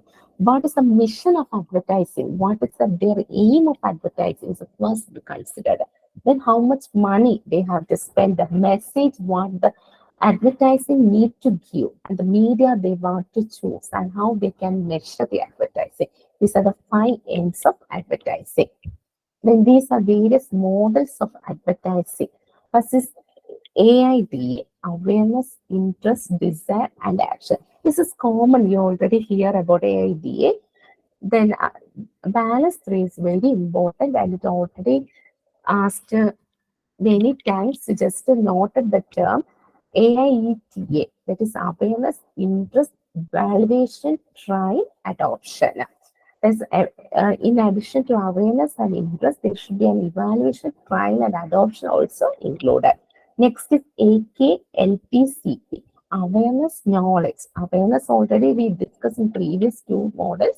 And in addition to awareness, knowledge, liking, their preference, conviction, and purchase must be considered. The last is DAG-MAR model. Here, the defining the advertisement goals for measuring advertising result. Here, the model defining how the advertisement result must be achieved. These are different models of advertising. Then, let's just what are the types of advertising. First type is product advertising. Here, the product advertising is demand product. The company try to sell its product or services through advertising. It is called product advertising. Then just their product, sell their product or services. So advertising is product advertising. Then is institutional advertisement. Institutional advertising, then the object of advertisement is to project the image of the company or its services. It is form of institutional advertising. Then informative advertising, this type of advertisement is intended to introduce new product, to build image, or to suggest new uses of the product, or to inform change in the market mix, to explain how the product works. They just give information, passing the information to the customers. Then next is persuasive advertising. Under this method, aim to persuade the people to purchase a product, but they don't need now, but they have influencing the customers and make the customers to purchase the product. That type of advertising is persuasive advertisement. Next is reminder advertising. Reminder advertising is given at the maturity stage. Please note that it is given at the maturity and saturation stages, or while the sales are declining, just reminding they are existing in markets, still exist, because their sales is reducing, the consumers may forget their product. So in order to remind the customers, they just give the reminder advertising, maybe at the stage of saturation, maturity, or then sales is declining, then the company may give their product as this type of reminder advertising. Then primary demand or prior advertising. This is given at this introduction stage of the product. Introductory stage of the advertising. When the product is introducing into the market, this type of advertising is given. Reminder advertising at the stage of decline, but primary demand advertising, or prior advertising is given at the stage of introducing a product. And next is competitive or selective advertising. Competitive or selective, the firm when a product entered at the growth stage. competitive or selective advertising. It is when the product entered at the growth stage of life cycle and when the competition began, advertising. This type of advertising is given competitive or selective advertising. At this stage, the aim of advertising is to influence demand for a specific product or services. Romantic advertising is given at declining or maturity or saturation stage, and the primary advertising at the introduction stage, and competitive advertising is selective given at the growth stage. Next is comparative advertisement. Comparative advertising is a type of stresses on comparative features of two or more specific brand in the product or service attributes. Here it is adopted at maturity stage of life cycle. Maturity stage, this type of advertising is given. They're just comparing their features come with the competitors. Don't specify the competitor names. We have usually seen in case of any health drinks or any drinks or any other toothpaste cases also, they're comparing the two product but not specify the name. That is comparative advertising. Then shortage advertising, when the shortage in the supply of product occur, advertising is used as a vibe for a oil crisis. We have petrol, and oil to save petrol for the next generation. Like so on advertisement, we can see that is shortage advertising. In order to save the shortage resources, the initiative maybe by the government take decision to give like advertisement, that is shortage advertising. Then corporate advertising, when a manufacturer, wholesaler, retailer and jointly sponsor and share the expenditure of advertisement, it is known as cooperative advertisement because the product is meant important for all the case, that is wholesalers, retailers, manufacturers. They share the expenses of advertising. That type of advertising is known as cooperative advertising. Then commercial advertising, commercial or business advertising is only meant for increasing sales. Usually we can see advertising based on on any shop or like so on. Main purpose is to increase the sales. Non-commercial advertising, just it is undertaken by the charitable institution for financial help. That type of advertisement also for seeking any help, we can see advertisement that is done by the charitable institution. These are the various type of advertising. Product advertising, institutional, and you specifically note which type of advertisement is suitable at different life cycle, product life cycle. Next is product personal selling. Next type of promotion is personal selling. First is advertising, then second is personal selling. And personal selling is a two-way communication. Under personal selling, oral communication with the potential buyer of the product. That is oral communication with the potential buyer of the product with the intention of making the sales. It is just an oral communication between the potential. That is, they maybe buy the products. They convey the product. The main aim is to convey the customers and make them to buy the products. The personal selling creates product awareness, stimulate interest, develop brand preferences, negotiate price, like so on. The important event is that are the stages of the personal selling. And there are steps in personal selling. First is prospecting and qualifying the customers. Under this stage, they identify, or the person who advertises identify the qualified potential customers. That is the first step in advertising. Second is approaching customers. Here they have approached, learn as much as possible about the customers and making a relationship with the customers, approaching the customer. That is here, what type of and which type of customers is there, and learn then details about that type of customers. Next is presenting and demonstrating product. Under this stage, tell the product story and focuses on customers' benefits. With what is the benefit of the product and what type we have to read it. Then handling objectives, overcome the customers' objections. Whatever they have objection, maybe have price objections, they have a quality objection, whatever they have faced difficulties by the customers, that must be overcome by that need to be overcome. That is the fourth stage in personal selling. Then fifth is close the sale. closing stage. Under this stage, the advertiser asking or the manufacturer asking the purchasing order, or they have given the order for this sale. The last stage is follow up scale, following up scale. Here, this is the final stage. Under this stage, the customers were fully satisfied. That is just they are follow up whether they're satisfied or whether any services is needed. Will be done at this stage. Then third is sales promotion. Sales promotion is just a bridge. It's a bridge gap between the advertising and the personal selling. We already advertise the product and the personal selling. That there's a gap in between that. That gap is filled by the sales promotion. It promotes the volume of sales and short run applied to stimulate immediate increase in demand. And the sales promotion helps to increase the immediate sales. The increase in demand is known as a sales promotion. The various tools and techniques of sales promotions. The sales promotion is mainly done at three levels. First is consumer level, dealer level, and sales force level. First, we are discussing about what are the sales promotion techniques that are or tools that are used at the consumer level.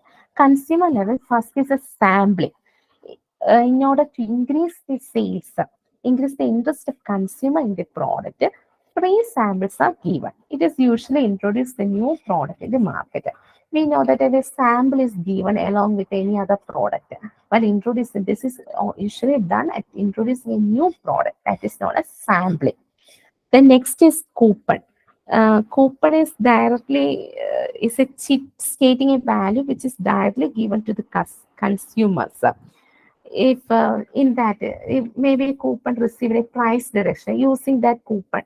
Nowadays, online coupon may be available. While using that coupon, we can reduce price reduction, or we can use any other product, buy any other product using that coupon. Like so on coupon is available. Next, third is price of offer.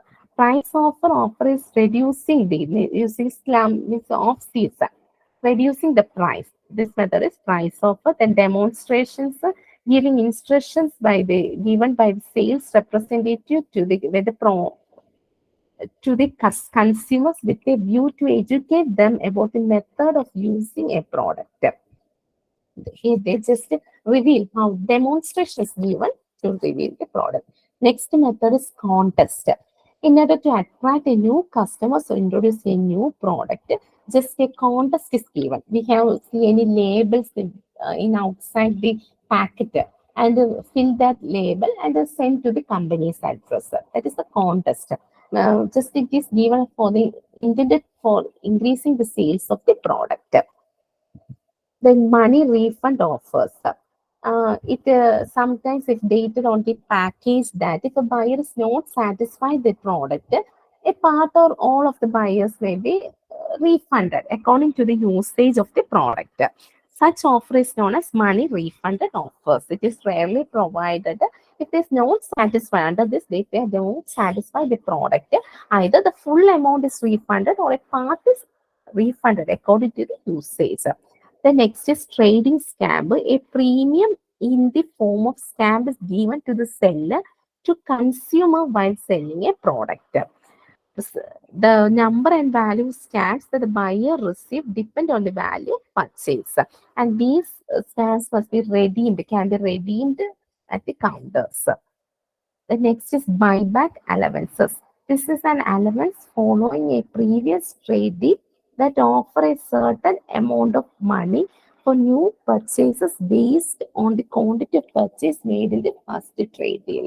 That is, whatever purchase that is made in the first deal, that may be gotten on the further deals.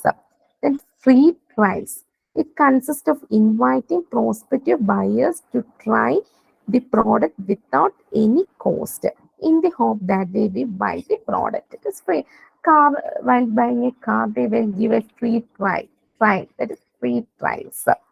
Then trade. When a producer wants to boost up sales, some sort of price deduction is allowed. That is known as trade-in method. Then next last is premium. Under premiums are items that are offered free or at a reduced cost as an inducement for purchase. It's some insert a premium item inside the packet like impact premium offers. While we purchase any toothpaste or inside, we have available any other product or any other premium is available. That type of promotion is known as a premium method. The next head is sales promotion dealer level. Dealer level also like say consumer level. The dealer level also provides some sales promotion by the manufacturer. Under dealer level, you noted that the promotion is given by the manufacturer to the dealer to increase the sales. First is buying allowances.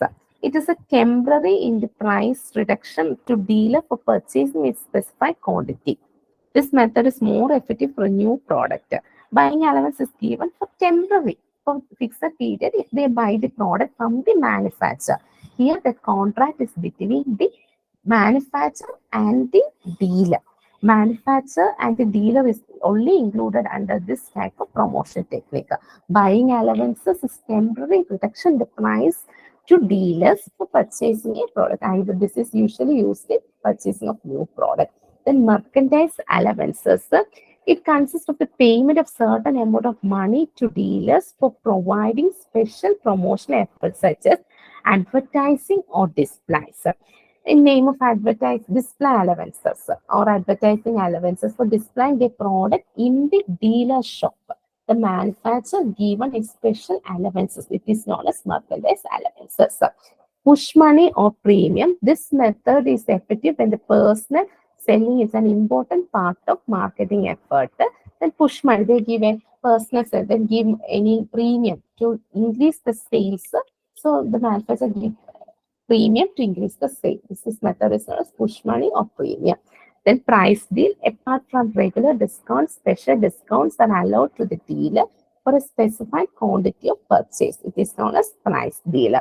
For purchasing 100 kg fixed amount and purchasing a 200 kg, some reduction is given. That is price deal. Count and recount allowances. Under this method, a specific amount of money will be paid for each product unit moved from the dealer warehouse for a given period.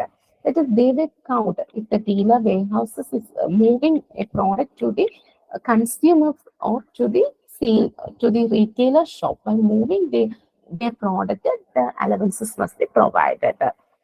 Then dealer sales contest. It is in that way of just boosting up of sales. They dealers give a sales contest and thus they promoted their sales. The dealers listed promotion is an advertising which carry a list of dealers or distributors who stock the product or who are involved in the promotion activities. Then dealers gift, their useful attractive gift is given to the dealers in order to increase the sales. It is personally given and they like it is useful thing to the dealer. Gift is only given to the dealer, so the dealer maybe demonstrate more to the product like so. And cooperative advertising, this already we discussed. In cooperative advertising, is it arranged manufacturer will agree the manufacturer agree the cost of the advertisement that incurred by the dealer. That is the corporate advertising. And buyback allowance is the post. This method is post sales decline. The buyback allowance is given a certain sum of money that is given to the buyer for each unit brought after initial deal is over. Then point of purchase advertising, that is purchasing. It refers to advertising the point of purchasing by the consumer, maybe a floor display, wall signs, posters at the level of retail shop. Then dealer orders. Dealer orders is a premium given to the deal premium given to the retailer for buying certain quantities of the goods. These are the sales promotion at the dealer level. And the last is sales promotion at the sales force level. Here first is bonus to sales force. Just giving the bonus to the sales force and give or sales force contest. Then sales force meeting and conference in order to educate the sales force or inspire the sales. So we have increased by promoting their advertising. These are the various tools of sales promotion. The last is distribution decisions. And then the fourth piece, the last piece, place. That is distribution decisions. It covers the channel in which the goods are sold, wholesaler, retailer, agent, or so forth, as well as physical distribution. Then channel of distribution, marketing channel or distribution channel. It consists of people, organization, activity necessary to transfer the ownership of goods from one point of production to the other point of consumption.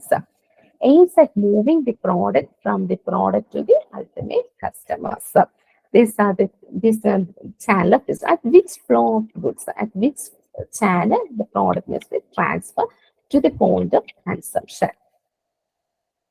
Okay, this is a distribution channel, maybe direct or indirect. Distribution channel may be direct. Direct means directly in left side, right side, there is another picture given. Direct level, also known as zero level. It is already asked in previous questions as a zero level distribution. Zero level or direct distribution. Here there is no intermediary. Just the manufacturer transfer the good produced to the customers directly. There is no intermediary access. It is the direct distribution level. And next classification, indirect.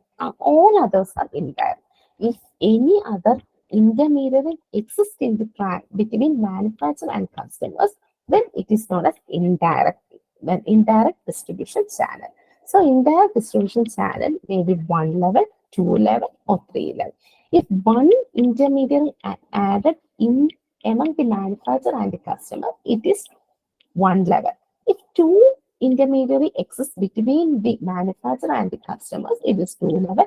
And if 3 exists between the manufacturer and customers, it is 3 level. So first is direct also known as 0 level. Under 0 level, there is no intermediaries between the manufacturer and the customers. And second type is indirect distribution channel. Under indirect distribution, 1 level, 2 level, and 3 level. 1 level manufacturer to retailer to customers. This is the channel flow. And the 2 level manufacturer, wholesaler is also added among the retailer and customer. If it is 3 level manufacturer, there may be agent, wholesaler, retailer, and customers. This is the distribution channel. Then, what are the factors determining the marketing channel? We are hearing about the different marketing channels and on what basis a company or a manufacturer choose which channel is better. Then, while choosing a manufacturer or marketing channel or distribution channel, these are the factors that we consider. First, product related factor, nature of the product, that how the product, perishable product, durable, we know that the perishability. Nature of the product nature, maybe it is durable or high, non-durable, or customs made product or technical products, or product of high unit, whatever may be the value. If the product is perishable or destroyed within a shorter, we have to meet the product speedy from the manufacturer to the customers. So can choose 3 level or 2 level of distribution channel. That is added more intermediaries between the manufacturer and the customers. The nature of the product. Consider the nature of product. It is highly perishable. Next factor is perishability. If it is highly perishable, that is soon destroyed, or it may life is so low. It is then perishable. Then we have to choose a speedy marketing channel. Okay, next is unit value of the product. If the value of that is price of the product is high cost price, we have to avoid more intermediaries, because if added more intermediaries, the cost of the intermediary will be increased, the price while reach the final customers. So if the price of the product is too high, then avoiding more intermediaries, then we have try maximum from the manufacturer to the customer. So the intermediary cost is reduced, so that the unit value of the product. And product complexities. If the product is highly complicable or it is highly technically or craft work, so better to handle the situation individual by zero level of distribution. The next is company related factors. Company serious factors is finance availability. If the finance is lessly available or their material finance is high available, they can choose based on the distribution channel, their core competency, the degree of control, how they control controlling the entire distribution channel. That affect the distribution channel. The competitive factors include competition channel of distributions, distribution policies. If the competition distribution channel is zero level, they immediately reach the product to the customers. Then we have to cope up with that. So we have to choose that channel of distribution. Then market related factors include market size. If the market size is high or largely it is geographical constant, highly market size, big market, then we have to choose the choose big channel of distribution or three-level channel of distribution, including more intermediaries. So then only we can reach the product on right time. The geographical concentration. If the product is only concentrated on particular geographical area, then we can choose a particular market channel. Or if it is geographically spread over the country, spread different areas, different countries, then choose according to that. Then quantity purchased. If the quantity purchased is high volume or less, if the quantity purchased by the customers only a few or less, then we have to choose that type of channel of distribution. If the quantity purchase is bulk quantity by the customers, then prefer that size of marketing channel. Then environmental factors, the last factor determine the marketing channel. Here the legal environment and the economic condition must be considered. In some products, the legally protected by the elements, so we consider that, and the economic conditions also considers. Okay, these are discussed. I wind up this section. First section is over, and if there is any doubt, you can ask me.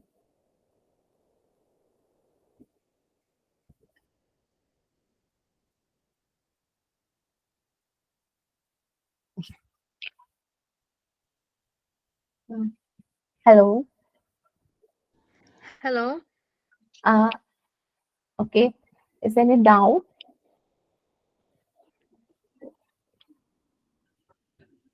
No, ma'am. Okay.